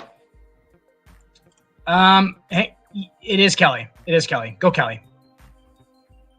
Oh my Oh god. my god! Oh my god. Okay, this one. Blanda. This one's Blanda. Yep. Wow. McNabb. That's too easy. Before it even comes out. Yep.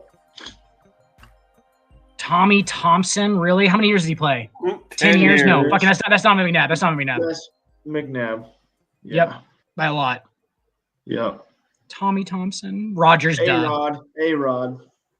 471. Shit. Christ! Woo! A-Rod. A-Rod is going to be the answer for a while, Yeah, as long as they keep unless you get Marino, Favre. That's still pretty impressive for old Curdy. Oh, I knew they were going to fucking switch that shit. Cousins. I think it has to be. Okay, Cousins. We'll go Cousins there. Yep. All right, good call, Dan. Damn, guys, 17. Oh my Awesome. god, this one's ridiculous, dude. This one's ridiculous because who knows? Like, dude, who knows? Seriously, who knows? Fuck. The fucking NFL back then was so goddamn stupid. Goddamn stupid. They probably had touchdowns that didn't count. It's got to be Lynn Dawson. He's too big of a legend. I can't pick against Lynn Dawson. Lynn Dawson. Yep. Wowzer. Okay. How the hell does Mark Brunell end up in that conversation? So it's Dawson. Career Oh touchdowns. hell yeah, Dawson. Dawson. Career touchdowns. Will. 44. Okay.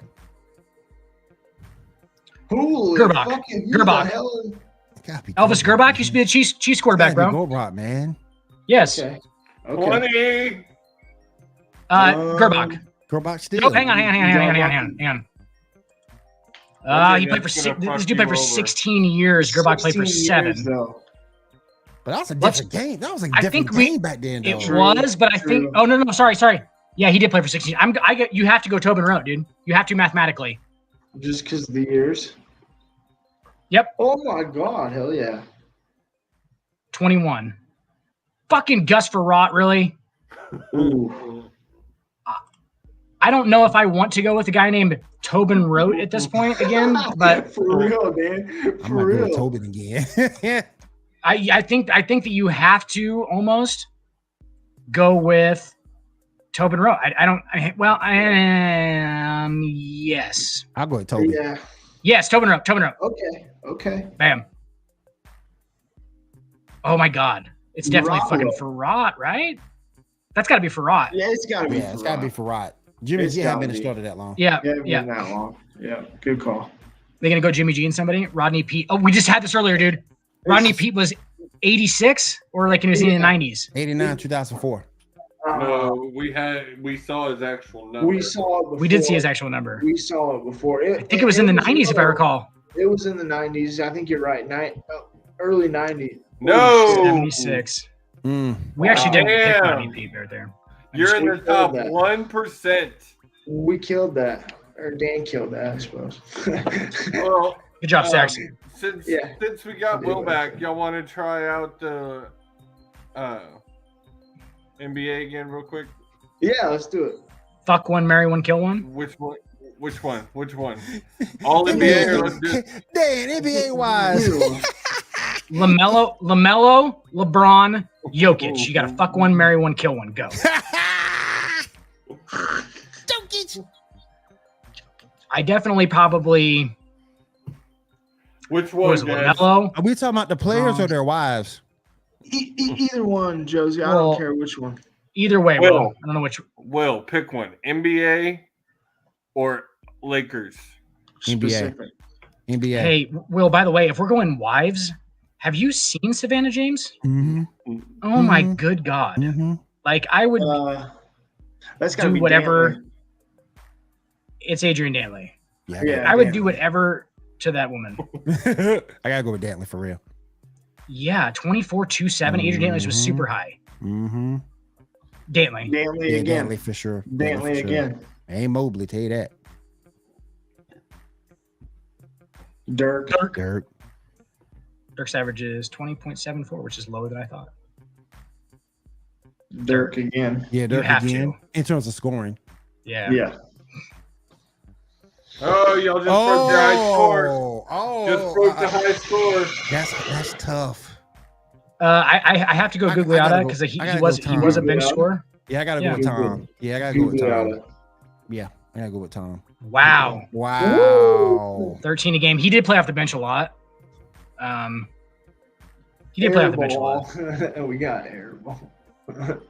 Airball. Thomas All right, Gugliotta. this is gonna be my last one, and then I've got to go ice my foot because it really is killing me.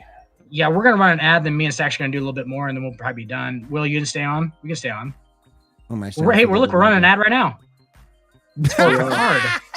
Paramount TV. Alonzo. Dude, hang on. I like Brandy though, but I gotta go with morning. All right, go ahead. Morning. Yep, good call. Good call. I was thinking Brandon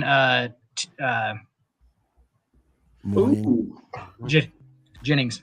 Definitely Lonzo. Lonzo. Yeah, Lonzo. Yeah, Robin didn't even score. I was gonna say Robin. Shit. Wow, he was so that's drunk a the whole time. tough one. That is tough. You Jim Jones, because 7.3 is low. Yeah, Jones. Yeah, 7.3 is so low. Yeah.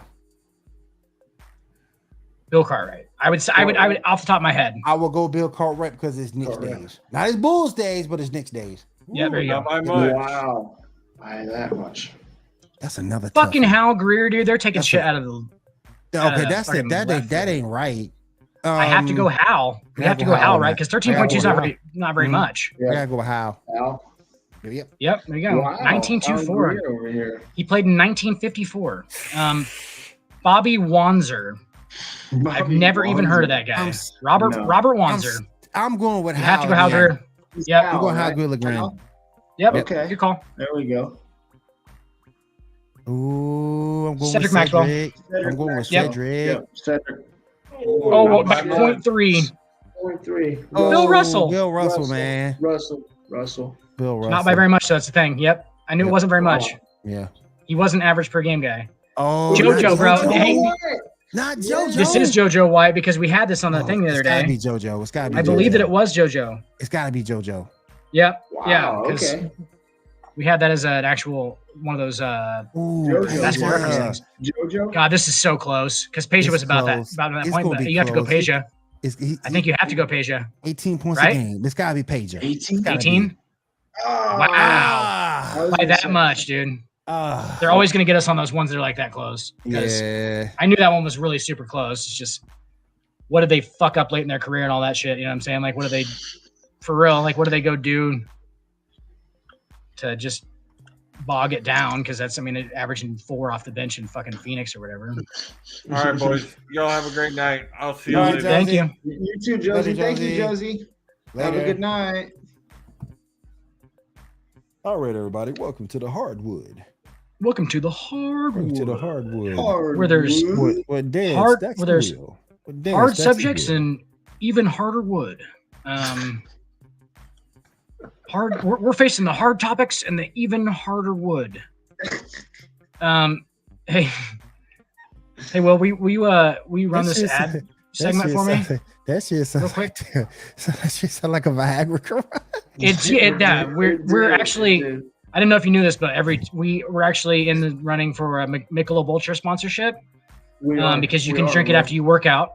Oh, and then, gosh.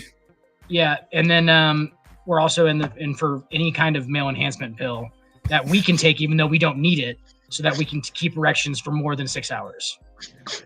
Because that seems like the thing that's happened to do is you just keep a boner for as long as you possibly can. Apparently it's dangerous, but we just thought it sounded fun. So we don't give a damn if it's dangerous. We do things every day that's dangerous. We don't give a damn about one more. if you still have an erection after 4 hours, call more ladies. Exactly. Exactly. Oh my god. Hell yeah, man. Shit. That's great. Hey, Will, run this ad for me real quick. Can you do Which that? one? Which one you want to be on? Just like 3 of them, so I can go pee real quick. All right, you guys, we're gonna be Peeing right back. time. We're gonna be right back, guys. After a quick break, we'll break down some more topics. You don't have to do the whole roll up and everything. I could have done that. All you gotta do is play it on the thing. Oh, okay. And so I can step away from the. Hey, here you go, guys. We'll be right back. Put the kids to bed, put on your shades, and crack open a cold one during Sports Report After Dark with Seven and Dan the Dick Werner. You can catch After Dark Thursday nights at 10 p.m. Eastern on youtube.com/the Sports Report podcast, and again Saturday nights at 11 p.m. Eastern on West Coast Radio. We believe that athletes are people too, and Skip Bayless is one of the lizard people. Don't miss Sports Report After Dark.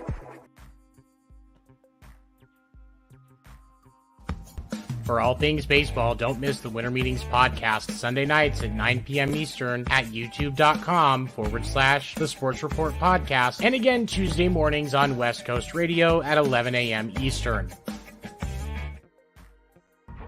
Don't miss Fight Night. Every Tuesday night, Will Morgan and Josie Haney break down the hottest topics of the week across combat sports, including UFC, boxing, WWE, AEW, and more. Past episodes are available on youtube.com/the Sports Report podcast, and each episode will air again Thursday morning at 11 a.m. Eastern on West Coast Radio. Don't miss Fight Night. Tune in or tap out. For all things baseball, don't miss the Winter Meetings podcast Sunday nights at 9 p.m. Eastern at youtube.com/the Sports Report podcast, and again Tuesday mornings on West Coast Radio at 11 a.m. Eastern.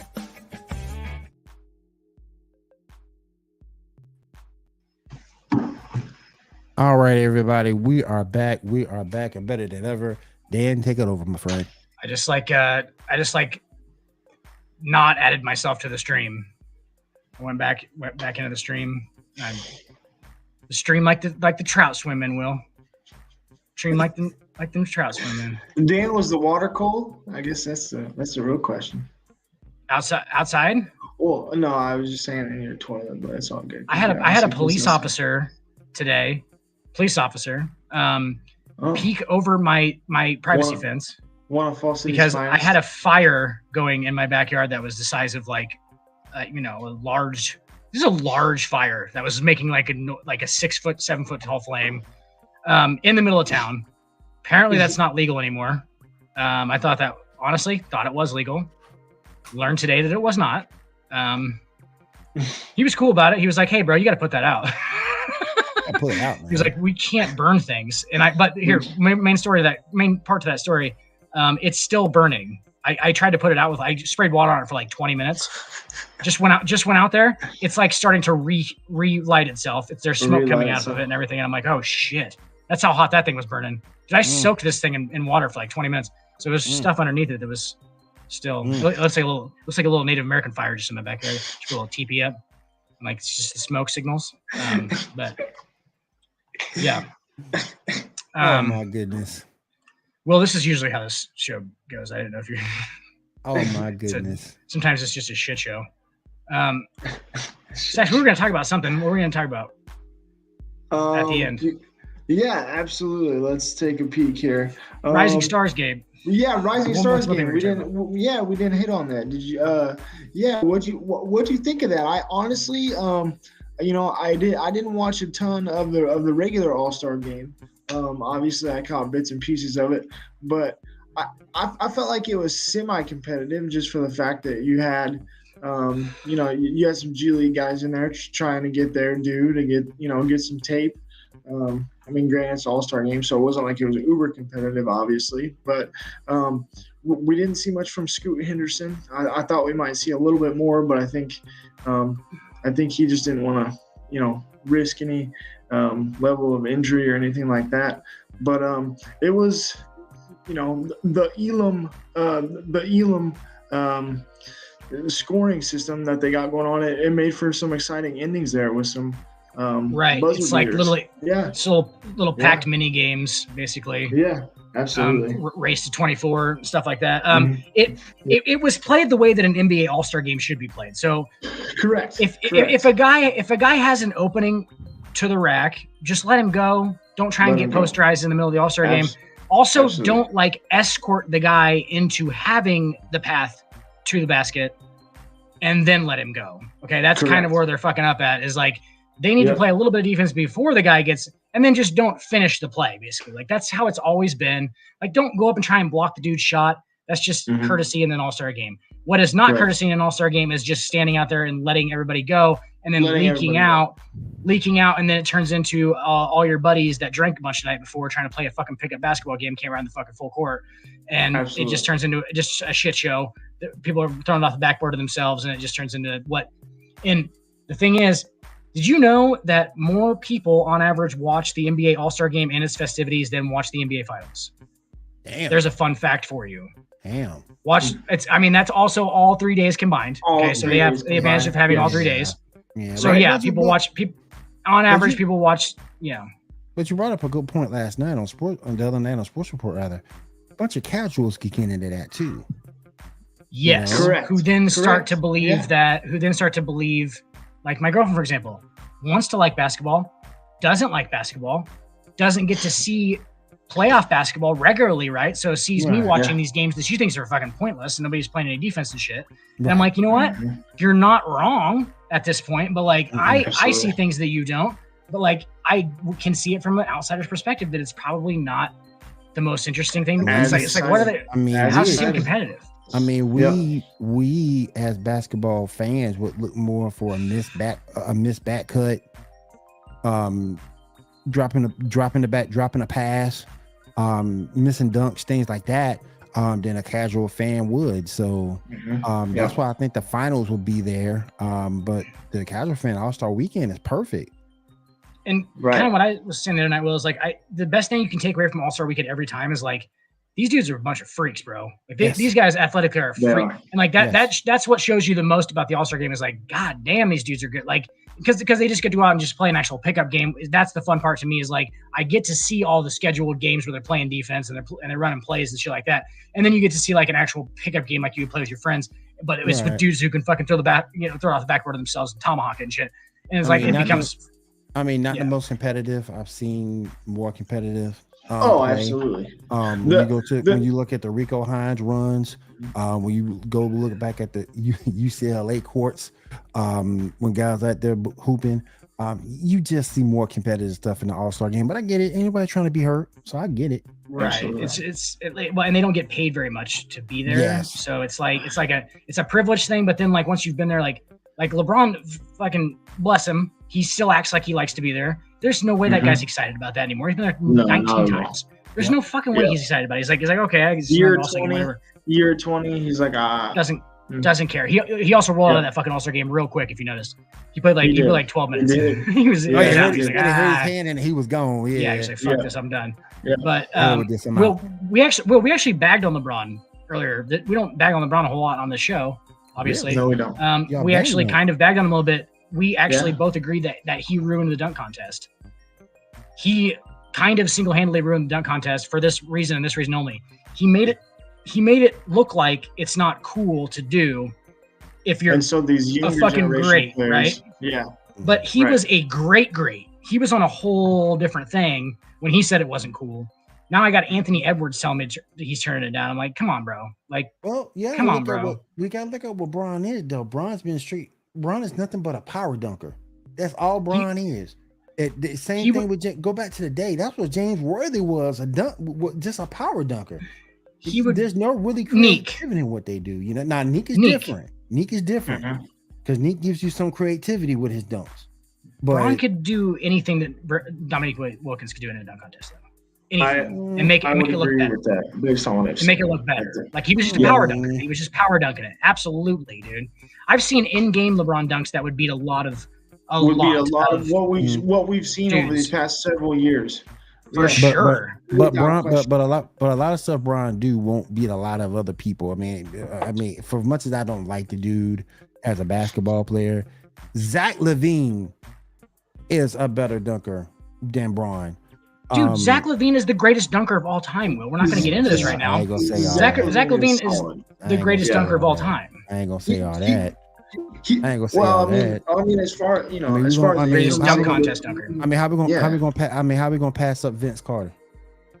Greatest dunk contest dunker of all time is Zach LaVine. He's done better dunks. How we gonna pass up Vince Carter? That's what I'm saying. Vince was ahead of his time. LaVine was right at his time and did more. Vince was the man. LaVine did more. And Vince is the better player than Zach. 100%. We're not talking about that. Yeah, we know that. that's That's a great. given. Yeah. Like That's Vince a Carter. great- Vince Carter was a fucking stud pro, dude. Yes, And he was touted on that Jordan level. Like he was supposed to be that next Jordan, and then Kobe kind of stepped in and took that spot. Step into that spot. And then, but Vince averaged like 25 a game for his entire career. I mean, he was still doing it at 40 there, like a couple years ago. He was still fucking like hitting threes and shit. He evolved his game just like LeBron did, kind of, and just moved to a different way of scoring. And like that just shows you how fucking awesome that guy was. Like that guy's my favorite. Air Flight 1.5 was my favorite, my favorite player ever at that point. Like he was my hero, and that was because of that dunk contest, right? Right. Because he was so far ahead of his time. Like nobody was doing the ballerina shit at that point. Like that, it was still go up and like power dunk it and like get as high as you can, just kind of do that kind of shit. And then Vince comes out, does that power dunk with some grace, and people are like, "Oh, this can be like a coordinated swim team type shit where they're all fucking like making a swan, and then like they're going, under the water and shit, and like little ballet in the air." And that's why novel, like, and I like it obviously, but like that's why like even average fans, like my girl for example, I make her watch slam dunk highlights all the time. She actually likes them now because they literally are so graceful. Like if you see the slow-mo of Zach LaVine, Zach LaVine's the greatest example of like just the grace, like just how like it's just all practiced and like it's so perfect, and like it's like a skating, it's like an ice skating competition. I just disagree with your synopsis that he's the greatest slam dunk. In-game dunker of all time. In-game dunker of all time is probably probably John Morant. No, not. I mean, body of work though. Well, not body of work, but you also realize he ain't been in the league as long. When he's done, we can have a whole different conversation. But he ain't been in the league as long. But if you go back and look at what Josh done, particularly this season, he's had a couple of he had some good dunks in his own right. So absolutely, he's had some fucking highlight of all time reels already, like 5 or 6 of them. 5 or 6 of them where you're just like, holy shit. Anthony Edwards had the one. I remember that one. Yeah, the one. Yeah. I mean, DeAndre Jordan there with the Clippers for a little while when they were running that fucking D'Antoni offense and shit, just did some dirty stuff because all they were doing was just throwing him lobs. And he was so athletic for being 7'2", and like that was his like fucking what he was made for. It was like just throwing lobs. Too. Don't forget about Blake Griffin too. Blake is a fucking legendary dunker in game and in the contest. 2 injuries got the best of him. Them knees couldn't take that 260-pound frame falling on all the time. Imagine that. They catch up to you. Man. They catch up to you. It's like David Boston. That's like David Boston, size-wise. I mean, he's bigger than David Boston. 6'8", like 260. That's bigger than David Boston out there just jumping 45 feet or inches in the air. It's not recommendable for your joints. It's probably not at all. Didn't do well for him. In game though, dunker of all time in the NBA. Well, you're gonna fucking hate this. It's Vince Carter, kind of, but it's definitely LeBron James. In game dunks, if you want to get a longer list of like who has just facialed everybody and their sons, like I would have to agree. LeBron has done everybody dirty. Kevin Garnett, Duncan, obviously Jet Terry. Like God bless his soul on that play. I don't know if I think Jet Terry just quit after that, didn't he? No, I'm just kidding. Did he just quit? I can't remember what happened. If he just went into like hiding after LeBron caught a fucking alley-oop from like 12 feet away from the rim and fucking put him on the ground. Yeah, like he was caught in the middle too, which was the worst part. Like he realized what happened. I think he thought that Dwayne Wade was going to shoot that ball, like shoot a layup, and he was just going to like flail at it. And he realized that. LeBron was catching the oop in the middle of it, and he was like, "Oh shit!" He was just stuck in the middle of the air, and he was like, "Oh god!" And just do it, do whatever you're doing. And then they all get technicals. They all got teed up. That ended up being like a negative 3-point play for the Heat because they 2 of them got teed up for taunting. LeBron stood over him, got a tee for taunting immediately, and then fucking D Wade started talking shit to him and got a tee. So they ended up being like a negative 3-point play, but just energy wise, obviously. Oh yeah. And like it was just like such a crowd killer. Nobody even cheered. In Miami, wasn't it? No, that was in fucking. That was in Boston. That was in Boston. Yeah. Okay. Yeah. Okay. And that was in Boston. And the reaction to the video is like the funniest shit ever because you could hear a pin drop after it happens, and like all you can hear Dwayne Wade and LeBron screaming on the court, but you can't hear anything else because that crowd that crowd is fucking silent, dude. They're like, holy fucking shit, that dude just fucked us up. I remember the dunk. I forgot what they were. They don't usually get like, that silent about shit. They're like, we don't have anything to say about that. That's pretty good. That's pretty good. These guys are pretty good. we're kind of fucked. They're pretty good. Oh yeah, absolutely. I forgot what we're talking about now. We're talking about Braun and how he ruined the dunk contest, but because he made dudes like Anthony Edwards think that it's like not cool to do. But like he was saying it's not cool for him to do because he's not worried about fucking slam dunk titles. He's worried about fucking titles and MVPs and shit. And he really was, because he was chasing Jordan already even at that point. Yeah, it's like facts. It's like, what are you doing? Like he doesn't care about it. And obviously, like you said, Will knows that he might not be received the best in a dunk contest. They would look great in slow motion. In his prime, they would look really, really good in slow motion. But he's not going to be up there doing 720s like Matt McClung spinning 720s and shit. That's not going to happen. He's not that like. It's a lot of body to be moving around that much. Yeah, he's not that kind of dunker. He's going to go up and just straight fucking like jump from like the fourth block and just tomahawk, just pull it all the way back and just tomahawk it. And you're going to watch the replay and his eyes are going to be at the rim about halfway through it. He's going to be looking down at it. He's just going to throw it as hard as he can. That's all it's going to be. It's going to be like, okay. It's Dominique Wilkins. Dominique Wilkins won a couple of slam dunk contests just doing that right there. And, absolutely. And then Jordan came along and had grace, like Zach LaVine kind of did this new era, where Zach LaVine came out and they were like, this guy looks like a fucking ballerina dancer. And he's still just like he dunks it with a lot of power and like just so unassuming too. He looks like he should work at a golf course or something. He looks like that guy that wears tube socks and like khakis and golfs all day and like he's like the club pro, but he's not actually certified. Looking like a hedge fund manager running a YouTube channel. Yes, exactly. He looks like a swindler. Just regularly, like he wears Titleist clothes and says he's sponsored by him, but he's really not. Everyone's like, how's that guy make his money? Like, he drives a nice SUV. How's he make his money? Like that's what Zach LaVine looks like outside of He wears a lot of white, a lot of gold jewelry that you're pretty sure isn't real. I'm just hoping we get back to where people want to be in the dunk contest. People want to be in All-Star Weekend. That's what I hope we get back to. And you would agree that LeBron James ruined that. He ruined that for like players thinking that it's not cool. Oh yeah. Because he just like said it wasn't. He didn't even say it wasn't cool. He just said that I don't want to do it for like multiple reasons. But I have my own reasons. And you guys shouldn't just follow me because, like, a lot of the guys who play in the NBA right now, their favorite player wasn't Jordan. Like, my favorite player was Jordan growing up, right? Because I'm old enough. I'm, like, almost LeBron's age. So, like, I get it.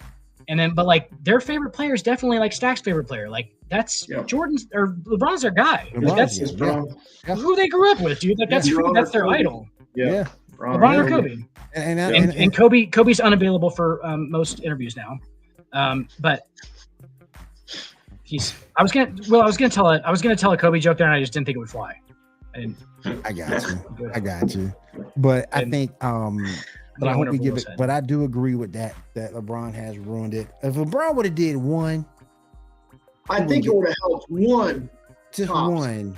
He wouldn't have got flagged. It would have helped the stigma around it. Right. Yes. I mean, you gotta give it, and you gotta give it up to Michael Jordan. Michael Jordan embarrassed himself in the 3-point shooting contest, but he did it.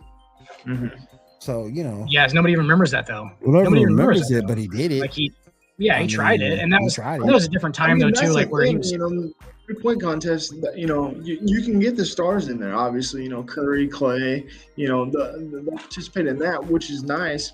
But it's like, I just wish it would just take one for somebody in the dunk contest, one star to be, hey, let's go. Like I'm down with this, and then everybody else can get on board. But that's all it takes. Yeah. But, but let's talk about Matt McClung real quick, just on the last note before we go. For all the white guys, Matt McClung. Okay. I've been watching Matt McClung. He put that fucking jersey on at the end. That is his high school. Okay. High school jersey. Yeah. High school jersey. Yeah. I've been watching him since high school, and this motherfucker, dude. That move they did right before the dunk, that fucking like behind the back thing, famous for that. Used to kill dudes with that. He's also playing a bunch of white guys, middle of Ohio. Yep. Right. But like, we didn't think like this. So when he got drafted, I was like, there's no way this dude's, you know what I'm saying? Like, there's no way this guy's fucking. He's gotten better, to his credit, as a basketball player. I mean, if you watched him all at Georgetown and Texas Tech, like, you know, especially coming into college, you know, Georgetown, you know, everybody thought, you know, basically, hey, white boy dunker, and that was his label, white boy dunker, got the hops. But he's, you know, I mean, to his credit, he has elevated his game a little bit, and the guy can ball. But I just found it sad that the NBA felt it was necessary to put a 76ers jersey on him in order for him to participate. Like, come on, man. Do we really need to do that? Like, at this point, like, I mean, I think if you hire professional dunkers to come in outside of the NBA, like, at this point, I'm not opposed to it, because it's like we said, like, it's basically ruined at this point, because I don't think you're going to get anybody of a high profile to come do it. Right. They're not motivated to do it. Do you think Matt McClung, because they're not getting paid? I thought that was an interesting thing that who was it? Who said that? Shea Gilgeous-Alexander said that. Oh my God, dude! Did you see my thing in the chat about that? What was your guys' thought about that? Like first All-Star game, and you're already bitching about the fact that it's whack. It's whack, but all you did was fart. You didn't even put up any numbers, and you're here complaining. Well, I mean, I'm just saying, like, I forgot he played in the game. Did you see that? What he said about LeBron? Did you see what he said about LeBron? Oh yeah, he said he was better. He said he's better than LeBron at his age. At this point in his career, he thinks he's better than. At 21 years old, he thinks he's better than LeBron James. That's fucking interesting, because LeBron James won a fucking MVP at 21 years old. Get the hell out of here. Get out. I did not see that. I was just talking strictly about how he felt about the All-Star game. I'll say this, though. He said, and I'm going to paraphrase. Sorry, Will, I'm going to cut you off. Go ahead. No, Shea just said, to paraphrase, he said, I'm definitely a better scorer, and I think I'm a better passer than he was. Get the hell out of here. Get the fuck Swear to God, out that of was here. the quote. That's stupid. Paraphrasing, but that's what he said. I haven't seen that, but that dude's on crack. Love the confidence. He's on something. Yeah, he on that good shit. I mean, why not? You're at this level, you gotta have some sort of moxie about it. But he on that good shit. He on that also good shit. Be realistic, because he ain't won nothing yet.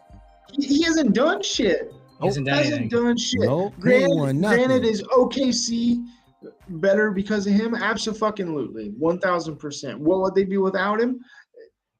Point exactly. They wouldn't be shit. But to say, get the fuck out of here. Best player on a bad team, or at least a team that for some reason has talent. For now, you wait can't till get Jaden to play. We talked about him 2 weeks ago. Wait till Jaden Williams. I'm telling you. The three Williams that they start, they start three guys named Williams. You have to call them three different things. But Jaden, though, from Arkansas. Yes, from Duke. Oh, yeah, Arkansas. Oh, Jalen. Yeah. Who's the one from Duke? There's a Jalen. He plays for the Hawks. There's okay, I know what you're talking about.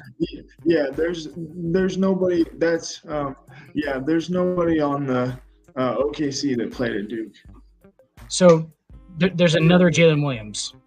There's two because I think it's Jaden. I think it's Jay.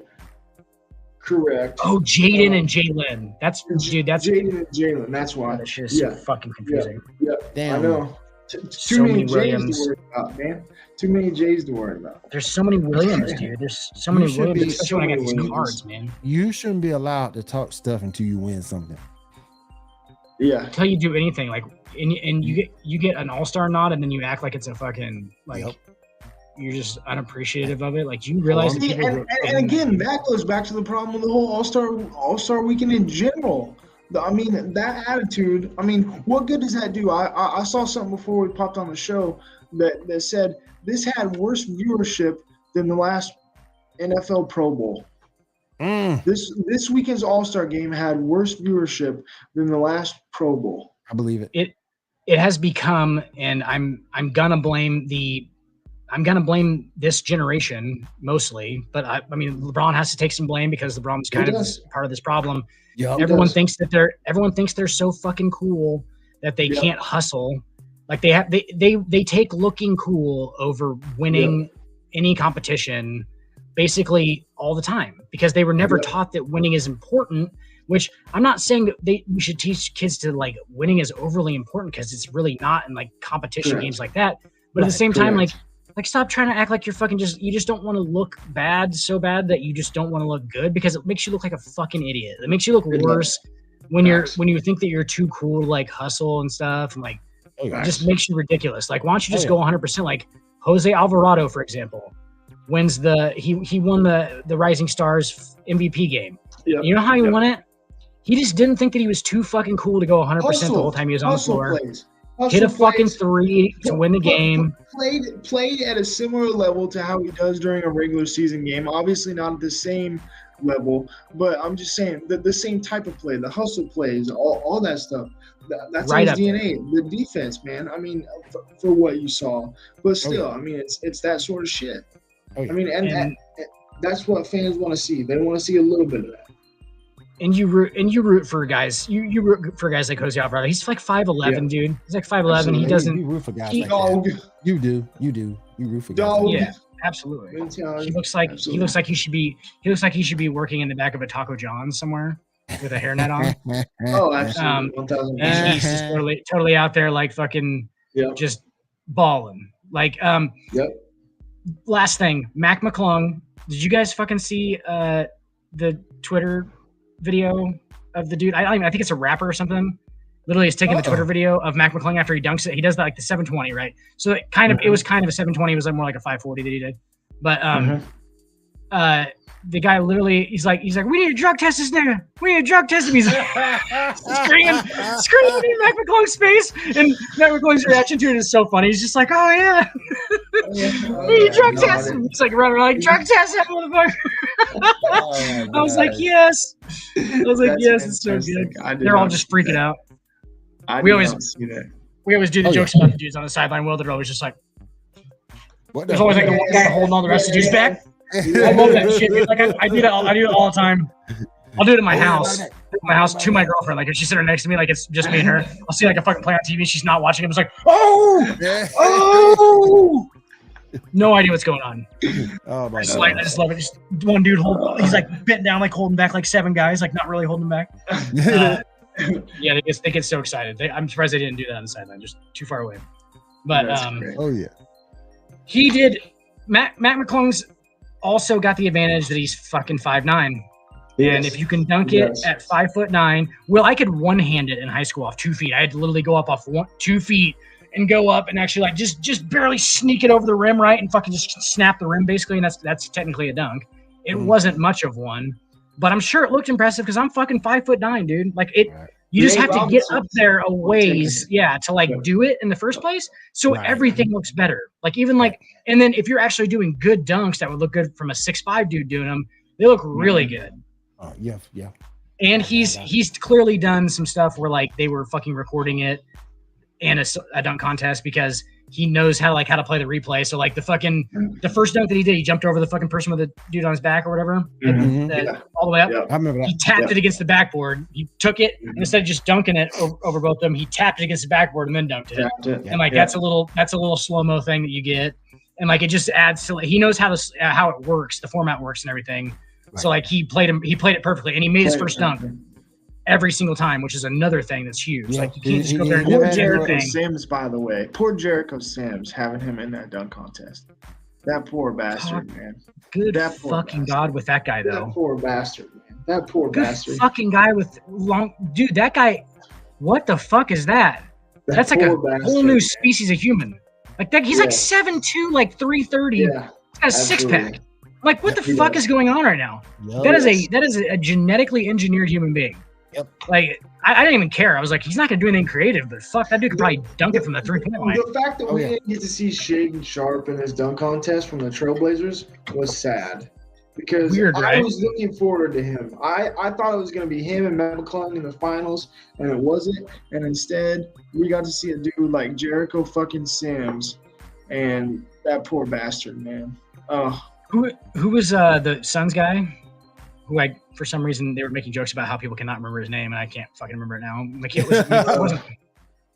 I seriously can't remember now. It wasn't Mikal Bridges. That's what I keep trying to say it is. No, I can't either. I know what you're talking about, but I can't. Yeah, remember but off the top of my head. he was in the finals, like quite literally in the finals against Matt McClung, and he actually did some really good dunks. He actually did some really good dunks, and like he's 6'8" though. Absolutely. So how you gonna? I mean, you can't really how you gonna compete with a dude who's fucking flying around, Nate Robinson style, Spud Webb style. Right. It's exactly what Spud Webb did. One of Spud Webb's dunks in the 85 one that he won is literally him just alley-ooping himself off the bounce. Like the most simple thing that you can possibly do. Like dudes that I know that can do it, like that are 5'8", like can they literally dunk themselves. That was his dunk, and people were like, "What the fuck? It looks really cool. He gets really high up there." And they're like 10s, and like that because nobody ever seen it. Like they've never seen a 5'8" guy just go out there and just do two-handed and shit. He just looked weird doing it. He looked like a video game. Okay. So whenever you can make it like a video game, that's apparently what you're supposed to do. So. Oh yeah. You guys got anything else, NBA wise? Nah. Tomorrow season resumes. It's going to be interesting here down the stretch to see how these teams come out before playoffs get started. And these teams will be playing now because you have playoff season on the line. It's time to go. Did you guys realize? Did you guys realize how much they've pushed the All-Star game past the actual mid-season point at this point? Oh, absolutely. Yes. There's only 23 games left for some teams. 23 games. So literally, they've pushed it to a 3-quarter break now. It's a 3-quarter break, and they did that on purpose because they're trying to stop the after All-Star break resting and shit. So like they basically went, all right, you get this whole time right here to play 20 some odd games after this. We want you guys to try your best, wink, wink, to play every single game, wink, wink. And if you don't, except for LeBron, because he's not playing, in Claw Leonard, who has less career points than what was it, Mason Plumlee, I believe. Ridiculous factual He's got his claim to fame, though, man. He's a god in Toronto the rest of his career, though. Oh yeah. Right, the baby dinosaurs. That's what they are. The Eastless, the Eastless LeBron Eastless, and they're still traumatized by what LeBron did to him. Just they still traumatized. LeBron bought that. You might have named that stadium out LeBron. By LeBron. Just name it the LeBron Key Arena or the LeBron Stadium or something like that. He dominated those baby dinosaurs, man. That was pathetic. Treated them like John Benet Ramsey and just kept them against their will. Them and the Hawks, man. Yep. Atlanta. Just everybody in the East there for a while. And I'm sorry, and that's got. I gotta shout out Nick McMillan real quick. Yeah, brother, you lost your job. Oh, Don't worry, you'll get somewhere better. You get somewhere better. He will. We all know why he got fired. Did you guys see? What was your take on that? Well, what do you mean? We all know he got fired. Why? Why did he get fired? Your boy don't like. Yeah, Trae Young. Trae Young. Oh God, okay. Yeah. It was Trae Young that got rid of him because him and Trae Young wasn't seeing eye to eye. Correct. And kind of like DeAndre Ayton not seeing eye to eye with his coach, it was the same thing with him. Same thing. With him. It was Trae Young's white eye that didn't like him. It don't matter which eye. The whole point is he ain't liking. And when your star player says he don't like a coach, he got to know. He got to be one hell of a coach to stay from that. I did see something that came across real quick.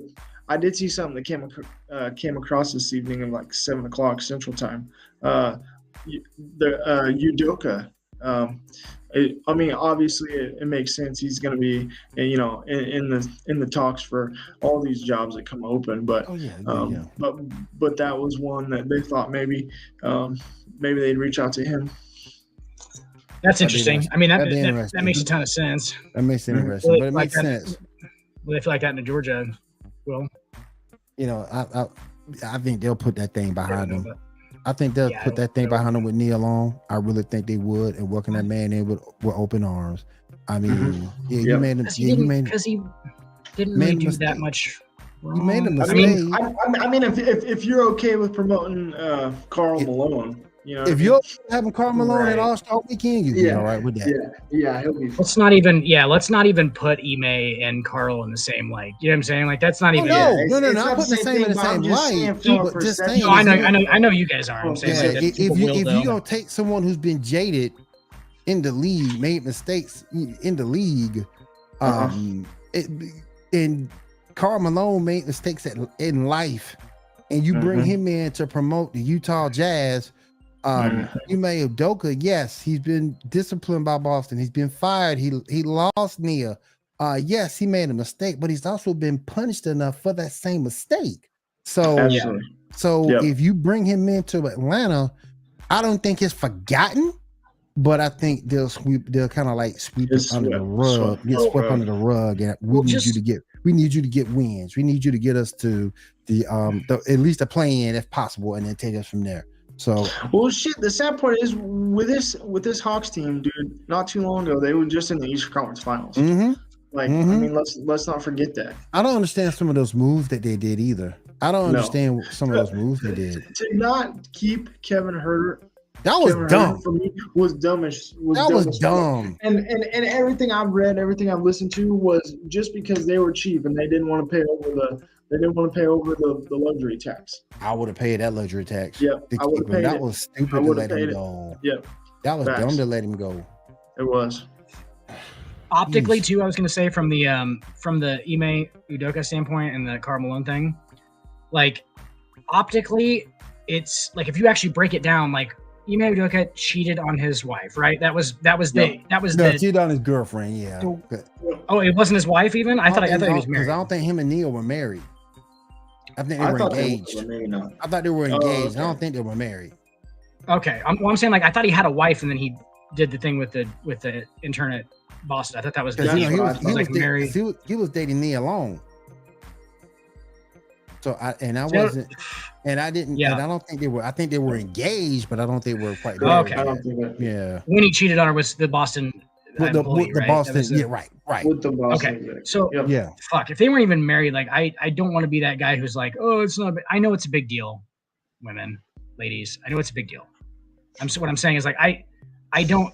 Let's not put that on the same level as the more sinister, clearly the more sinister thing that was going on with Karl Malone did. But I'm just saying, if you're looking at a past indiscretion, right?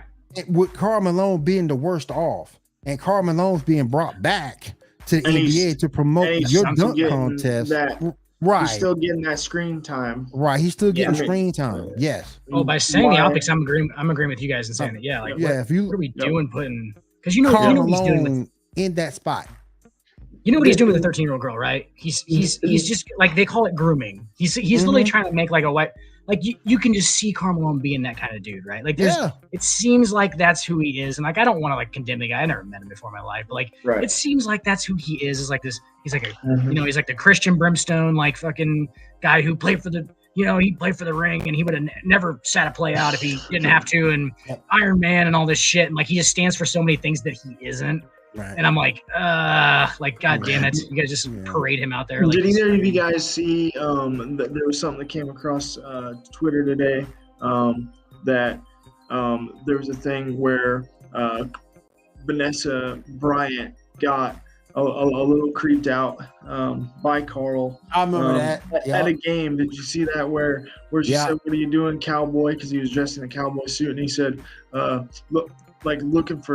looking for young Mexican women or like young mamacitas, and she's Mexican or whatever. So, and then it kind of freaked her out after that. I saw that today. I didn't realize that was a thing either. Yeah, I saw that. Malone couldn't help the fucking weird rapey vibe coming out of his mouth. That's a piece of trash, and I'm not trying to tie the two together because one is worse than the other. I get that, but just from the optics, I know you guys do. I just don't want them. But just from the optics of you messing up, either one's a bad look. Karl's is a whole lot worse than Ime's, but Ime can make up for his indiscretion.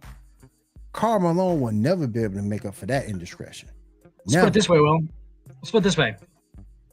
the thing that Ime did when Carl was playing wouldn't even have been mentioned. It wouldn't even have been brought up. There wouldn't have been a story about it. He wouldn't have got fired for it because it was happening all the time. And it was like everyone knows, nobody cares type of thing because there wasn't social media. And now it's just let's call everybody out on everything because we have all the information right here. Why wouldn't we call them out and do this stupid shit? Social media, everyone's been doing stupid shit forever. He was doing stupid shit. And the fact we figured out about it is even worse because that means it was real bad. That means it was real fucking bad. Like, like the dude was a straight predator, basically. And that tells you about, and that also tells you about that Utah crowd, because you know that Utah crowd knew it. You knew that the fans of Utah knew it, and they still didn't care to address it or say anything about it. They just kept cheering him on for every point that he scored. Boy, that sounds like Vince, doesn't it, Will? Huh? Sounds like Vince, doesn't it, Will? Yeah, it really does. The Utah Jazz just kept praising him despite knowing all the bad behavior. Because if you go back to the 98 finals, they were doing stories about this same thing in the 98 finals. And they were just clapping their hands and going crazy and not holding him accountable for any of that. They knew it, but they still cheered this man on. And now you're seeing the backlash, and now the Utah fans are not clapping anymore. But when he was playing and producing for them, they just swept it under the rug. Didn't matter. Never mentioned it. Didn't happen. Didn't matter. And here's kind of the thing, and this is an underlying thing, and I might be reaching here, but like my mom used to tell me that I asked her one time, I said, hey, does dad like black guys? This is a serious story when I was little. And she said, yeah, if they play for the Huskers, he does. Totally fucking kind of serious, but like kind of making a joke. And I was like, it makes so much sense, dude. Like the same Utah story, dude. It's the same thing. Same thing. If he's scoring points for them, they're fine with it. You know what I'm saying? Like, but and then now he's a legend. Dan, remember when the Husker players knelt during the national anthem? Remember that? Yeah. And lost. And boy, they'll cheer you on. But boy, when that happened though, Michael. Turn on you. They knelt though. Yeah, when they knelt though, I'll tell you what. Turn on you. It was take his scholarship and kill him and kill them and inward this, inward that, inward this, inward that, and we're no greatest fans in the nation during that period. That's the shit that me and Tony have talked about on After Dark, 2 Thursdays, 10/9 Central. No, we've talked about on After Dark, like that's that racism that's really what's going on now. There's no more overt racism in the United States. You ever notice like nobody ever goes up and just like says that kind of shit. They just do it behind closed doors and secretly. Like now it's not an open thing. It's like a secret society. And now that makes it stronger because there's no like, you know what I'm saying? Like they're like, oh, hey, we're part of something. Like nudge, we'll tell a black joke. Look around real quick before we tell a black joke. That kind of shit. That's like a nudge, like secret society type. We hate black people thing. That's so much worse. That's so much worse than just openly doing it. I think. But you still see racism out there in mainstream world you do. Too. Oh, so, without question. Yeah, but you know what I'm saying? Well, like not just like it's like it's there, but now people have to do it politely, which is weird. Right. And like the politely weird stuff is like not even harmful compared to what that fucking behind the scenes. I don't want that. I just want you to tell me you hate me. Don't even hit me with the. That's what I'm saying. Like, let's say you hate me. Well, I hate you because you be like, okay, well, at least I know where you stand, and I'll take my ass. And we're not saying that everybody in Nebraska hates black people because that's clear. No, I know that's not true. No, we're not, and that's not what we meant. But I know that stuff is strong around like people who live amongst one color of people. You know what I'm saying? Like it's just like people who live in one place because that's how they know. Get closed-minded and they get closed-minded and they're scared. It's because that's how they know. They don't know how to deal with anybody else who deals. They don't know how to deal with anybody else who is outside that circle. They don't know how to deal with it. So their awkwardness, they're scared. They don't know how to handle it. Now once they get more acclimated to hanging around different people, and 1 year, 2 years, 3 years, 4 years, once they get used to hanging outside the circle, then you'll see the thought process start to change and be more accepting. But but that won't happen until they get out of that particular circle that they're in. Facts. Exactly. And some of them never will. Yeah. Like that is the positive. That is the positive side behind it, is that like if you do see people who do start to hang out with black people or who do start to hang out with white people or whoever, they almost all of them are like, oh yeah, they're just people like, you know, it's Just like, like it us. really just becomes Yeah. just like us. Just different. It's different. And they're Yeah. shown a lot of things on TV and stuff, which that's a whole nother episode. But like, they're Whole shown nother things a lot conversation. that give them a certain idea about what a black person is, about what an Asian person is like, and they start to pigeonhole these people It's into these one groups size without fit ever all in knowing that one of sense. them. Yep. Without ever knowing one of Yep. them. So then their assumption of it is this because they don't ever get to experience it. So like right when it happens, like it gets weird and stuff because everyone's like Mhm. freaking out. It's like, dude, just relax. It's not, they're other human beings. We've separated it way too much and made it way too big of like everyone's a caricature. Like all black guys are a caricature of like It's the worst kind of black guy. It's like a caricature from a cartoon that might that show us in a negative light. If that's all you watch, if that's all you know, that's going to be your view. That's going to be your viewpoint at all black folks. How else? And- How else are you supposed to see it? Exactly. Yeah. Exactly. And there's no, and unless you get around somebody who breaks that stereotype and you take a chance to look at that person and take a chance to listen to what that person has to say to see that they don't match that caricature, then your thought process might start kicking into play and saying, hey, he's just like me. He has interests like me. He puts his pants on like me, his shirt on like me. And until we get to that point, things won't get no better. Things won't get no better because of these preconceived notions out here. And you hit on something really important there too, like just being open to the fact that it isn't the caricature that you think of it as. You know what I'm saying? Like just being open to that in general is the first step, and usually the only step that people have to take. But there's still a lot of people who are not even going to take that step out of fear, fear of what the unknown, and like just being in the safe little box. And like if you like just being in this little box, like if you ever step out of this safe little box that you live in, you're going to have a tough time understanding anything. Because it's not everything is what's around you all the time. Fear of judgment too, Dan. You know, if you grew up in a household or something where that was wrong or unusual, you don't want to be looked at differently than. I think there's so many examples out there. They're just stupid examples. You got people who come in injured from car accidents, or people who come in injured and go to the hospital and need help. And these are the same people that'll say, I don't want to be worked on by a black doctor. A black doctor can nearly save your life, but because of your preconceived notions of that, you rather die than be saved by what you're scared of. You rather die than a black man or a black woman saving your life. You rather die, or other race, whatever, whatever it may be. That's natural. That's natural selection at its finest, right there. Yeah, they can go ahead and go down because that's natural selection. You got you got cut out of the chain because you wouldn't make that fucking very simple decision. Yep. And I'm gonna end it on this. I've told you. I've told you this. I didn't really tell you in detail. I dated a black girl when I was like 10 or 11. Okay, this is rural Fall City, bro. She's the only black girl of my age. 10 or 11 for she's fucking hot, dude. Your ass playing G.I. Joe. The hell you dating? Well, we were holding hands. You know what I'm talking about? Like going to the movies, Dan. Meeting at the swimming pool. Well, ours was like we met at the swimming pool, right? We met at the swimming pool and we'd like walk around and like, kind of diddle each other's hands underneath the water and stuff like that. That kind of playful, weird shit, right? And I'm pretty sure. And I didn't think there was anything weird about it, right? I was just like, yeah, she's fucking hot. I thought she was hot. I was 11 years old. I didn't know what the fuck I was doing. I was jerking off to fucking dial-up internet. So, but it took like fucking. You'd have to start the pornos on Aries and stuff before you went to school, right? You had to start them, and then when you got home, there you go. And when you got home, like one of them would be done, and it'd be like a 10-minute video. And then like 60 of them would just be like fucking in queue or stopped or like at like 8% downloaded.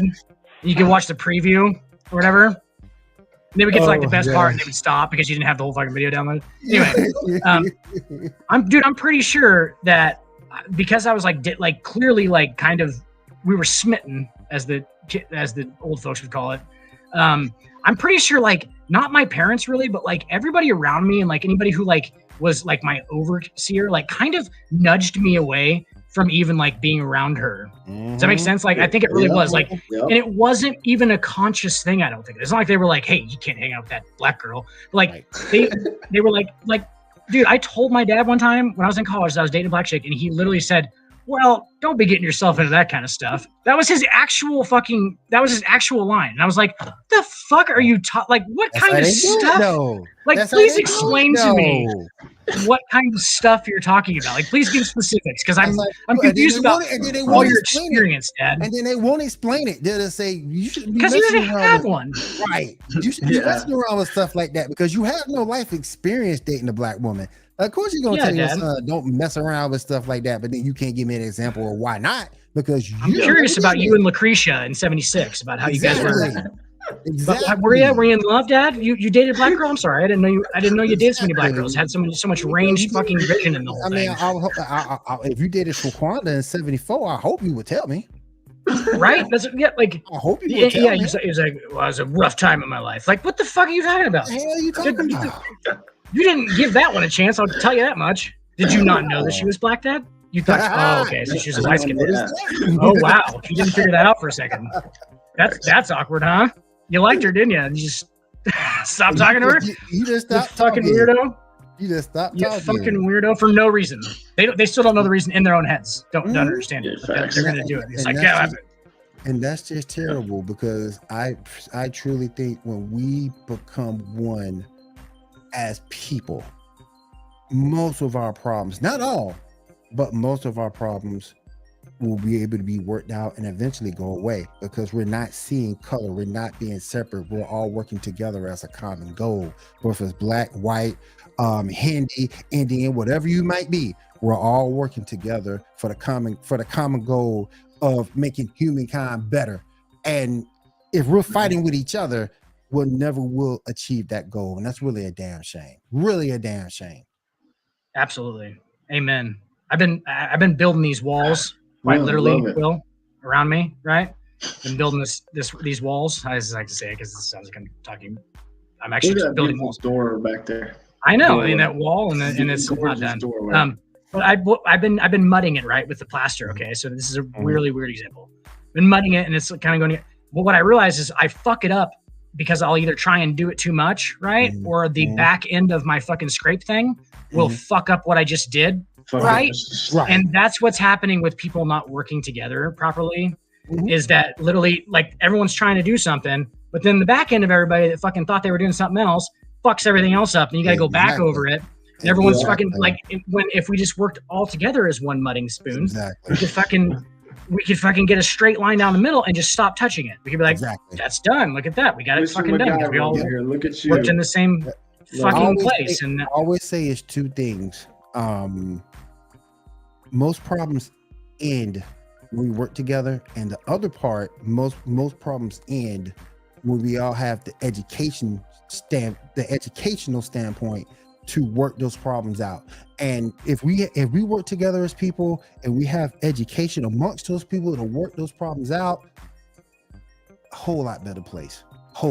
Absolutely. And not strangle holding your beliefs is a big one. Like on the education, that's on the education topic 100% though, is like just not taking these things that you like. What's that Men in Black? I always quote the Men in Black thing that 20 minutes ago, 2,000 years ago, we knew the earth was flat. 10,000 years ago, we knew the earth was the center of the universe. And 20 minutes ago, you knew we were alone on this planet. Like, imagine what you'll know tomorrow. And everyone just knows everything. It's like, oh, that's what it is, man. And like, instead of like, you have to use some evidence, try and figure some shit out, and then make us like, not just because somebody told you, because you have no fucking idea who even told you no that. Idea. Some of your core beliefs in your life, you have no idea who even taught you that. Exactly. You couldn't name the person, but for some reason you still believe it, which is super weird. And maybe just do some, that's all on individuals though. Like that's from an individual level, we can do that. All encompassing on that education.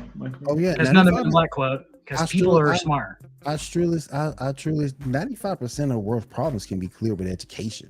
And people don't realize that. They're so stuck in their ways, and so stuck, let's say, I gotta work this job, I gotta go get this money, this, that, and the other.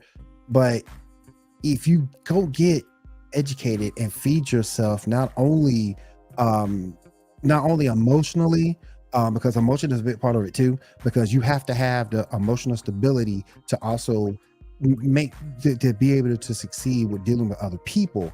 Because again, if you go out of that circle and deal with someone else and you're not emotionally ready to do that, it's going to blow up in your face and that person's face. So you have to have the emotional stability to do that. But when you go get the actual book smarts and the book education to go on with the emotional stability, you got something out of a person at that point. And a lot of these people just don't want to put the work in to do that. Well said. And just not like the youth, educating youth either. It's literally your whole life. Try and learn your whole life, because this all changes, guys. Everything around you changes. There's never one book about fucking being an electrician is not the same book a year later, because they figured some different shit out about it. Yeah. Right. So you have to, you can't just go with what you knew in high school. Like, it's not, geometry ain't the same no more. I saw some the other day. Fucking ain't the same shit anymore. They figured some new shit out. Okay. I'll just tell you that. I have no idea how to look at it. It looks like fucking hieroglyphics to me, but like, it even did then. It looked like hieroglyphics then. It looks even more like hieroglyphics now. It was like a different fucking breed of alien made that shit. Yes. But yeah, I don't understand it still. But like, I do understand that there is a new way to do it now. So like, just continue to educate yourself. Don't stranglehold beliefs. That's the worst part about it. I think that's the worst part. Just without any, like you were saying, without any education, people just take things as truth.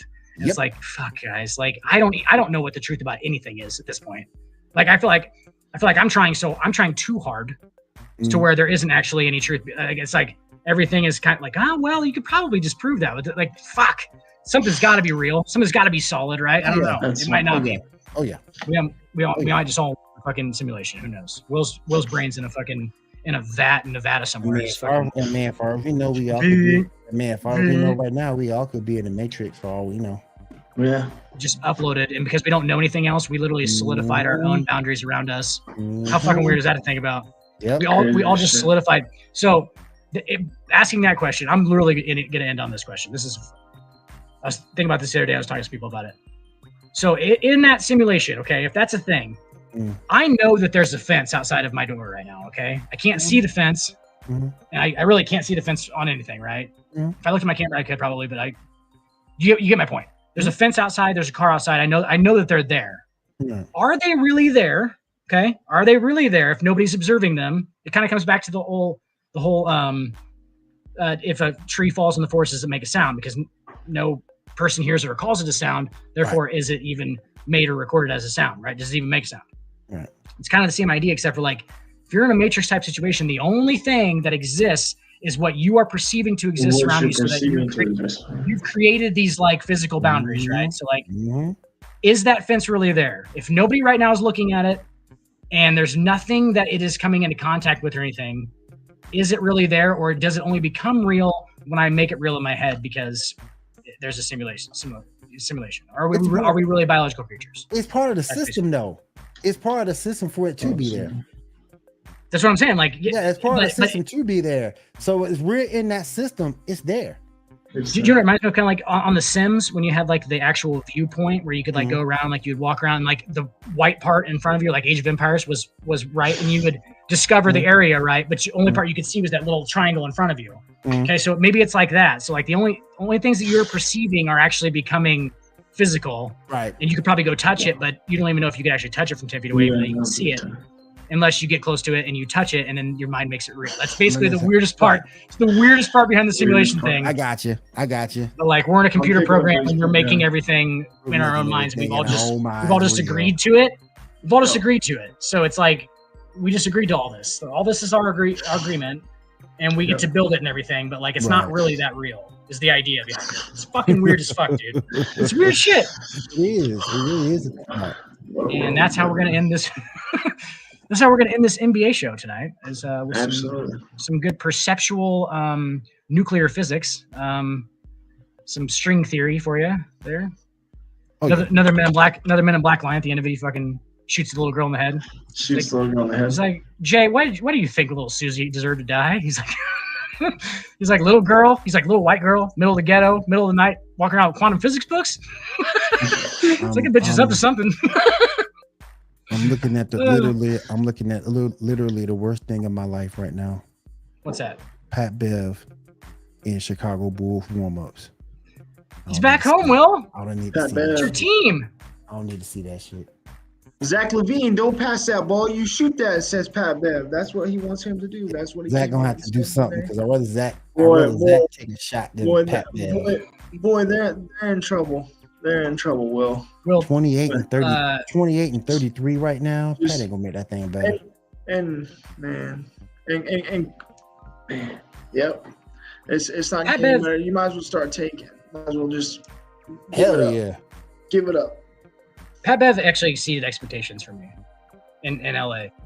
I thought he was going to be the biggest turd like imaginable, and he was a pretty big turd, but like he wasn't like blocking up the lane turd. You know what I'm saying? Like he wasn't like he didn't make it the team worse. Right, He did not make him better. He didn't make it better though. He knows his lane though. At the end of the day, he knows his lane. He had a couple of plays. He followed a ball up one night. He fucking two-handed a fucking follow up. I don't know if you saw that game. He two-handed a fucking, like it went front back rim, and he comes flying out of nowhere and two-hands it. And there was literally dudes on the sideline like, what the fuck? They see him every day in practice. They're like, where did that shit come from? He would just do some surprising shit that you'd be like, okay, maybe he's a little bit skilled. And then do some boneheaded shit on the regular. Just some fucking stupid shit. He's playing behind James Harden, playing behind him, like literally playing on his side behind him. And I was like, what the fuck are you doing? And James Harden just like stepped in the lane, hit his floater, and I was like, okay, that experiment went wrong. Not what we're doing, Pat Bev. What are we doing? Science experiments or something? Are we trying to figure out how to fucking guard James Harden? Can we get a win? I'm trying to make the playoffs. I'm not trying to figure out how you guard James Harden. Exactly. Fucking weirdo. I mean, I know it makes sense because he's doing all the step backs and shit, but like, no, not. He's just gonna hit a floater. He figured that out real quick. Figured out. Kobe White, you guys. Kobe White, get yourself out of Chicago, man. Kobe White is welcome in LA. Yeah, get yourself out of Chicago ASAP, man. Everybody's welcome in LA. Let's be honest. Oh, facts. Oh, hey, real quick! I just saw this 2023 Hall of Fame class first ballot potential first ballots. Dirk Nowitzki. Absolutely. Dirk Nowitzki, Pau Gasol. Dirk's gonna get in, tiptoeing in first ballot. Mm-hmm. Facts. Mm-hmm. It would be He's riding what? the escalator into that motherfucker. Dwayne Wade. Dwayne Wade and Tony Parker. I'm putting Wade in right now. I think Dwayne Wade's got to go in first ballot too. Yeah. Tony Parker probably not, just because. Probably not, right? No. He's gonna get a lot of shit for being a system guy. Tony, he's a jackass too. Yeah. This guy has. There's a reason why he didn't finish his career with the Spurs. You don't want to take a back seat? Hell no, he didn't. Okay. Putting great. So you got Chauncey Billups, Tom Chambers, Michael Cooper, Michael Finley, Mark Jackson, Marquise Johnson. I don't know about. I don't know about Chauncey. That's tough for me with Chauncey. Chauncey's tough. Chauncey's tough. I say yes. I think he'll go in eventually as a coach, ambassador. He'll go in eventually, but I don't think he'll get. But I don't know right now. I don't know about first ballot. No. Yeah. There's no other first ballot guys than it's literally going to be Wade and Dirk are going to get. Wade and Dirk. It should be Wade and Dirk. I think Dirk's going to get a more unanimous nod than Wade, which is going to be tough to do. Like he's going to get a more unanimous thing. It's going to be like almost like it's going to be a tribute to European basketball, really, because that's Dirk was the beginning. That was. So it's going to be like, let's put him in. Fucking, he's our staple of fucking European basketball. Yep. Gasol was kind of later, but kind of the same thing. He was kind of but definitely I think I don't think Gasol goes in first round for sure. No, not Gasol. But I think Wade and Dirk. Yeah. Facts. How did Powell get the fucking that fucking team? His fucking I don't know. rookies team. First of all, I thought it was kind of a joke because like they didn't even really do anything. They were just like little prop puppets, just sitting there in a chair, just chilling. They were just chilling. Nothing. They walked over and said, "Hey, good to you guys." It was just like when you're mic'd up on TNT and Mike Malone's sitting over saying, "Yeah, you just hustle back on D. Yeah, you hustle back on D." It's always Doc Rivers like, "We gotta get back, guys. We gotta get back on the D. No voice. Yes. He has no voice. It was tough. Get back and play defense. It was tough to get to. It was tough. It was tough to get Doc Rivers too, particularly after a loss. Oh, it was all of us. It was all of us. It wasn't just Blake. It wasn't just Blake. It was all of us. We all messed up. It wasn't just Blake. He was hard to get to in interviews too, and that's the one thing about Doc I got to give him because every time he had a loss, particularly one of the heartbreaking playoff losses, he always just was so. It wasn't just Blake. It was all of us. It wasn't just Blake. He would actually take responsibility for himself. That's why the dudes love him. Yeah, he's almost like the lovable loser at this point, even though he didn't win. You know, he's won a title. He just like the last 10 years have just been fucking. Last 10 years have just been rough. Yeah. He's had such talented rosters. I think he's a good coach. When the Clippers gave him full control, though. That's not a good. That's not good. He needs to. When the Clippers gave him full control, it's a lot of work. It's a lot of work. Guys, your boy got Bill Belichick. All right, your boy got to go to work tomorrow. So I got you, man. Thanks. Thanks for stopping in, bud. Thanks for coming in, Will. Appreciate it. Anytime, guys. Josie. Anytime y'all gonna keep going. We gonna end because we're getting out of here. See, I'm gonna play this thing like that. There you go. Cool. And we'll just do that and just fade away into the distance. No, I'm here still. I didn't go anywhere. We're back at it. Hang on, I got it. There we go. Had to put a keylogger on my parents to get the password. Yes. The old keylogger when I was 11. I knew more about fucking computers than them.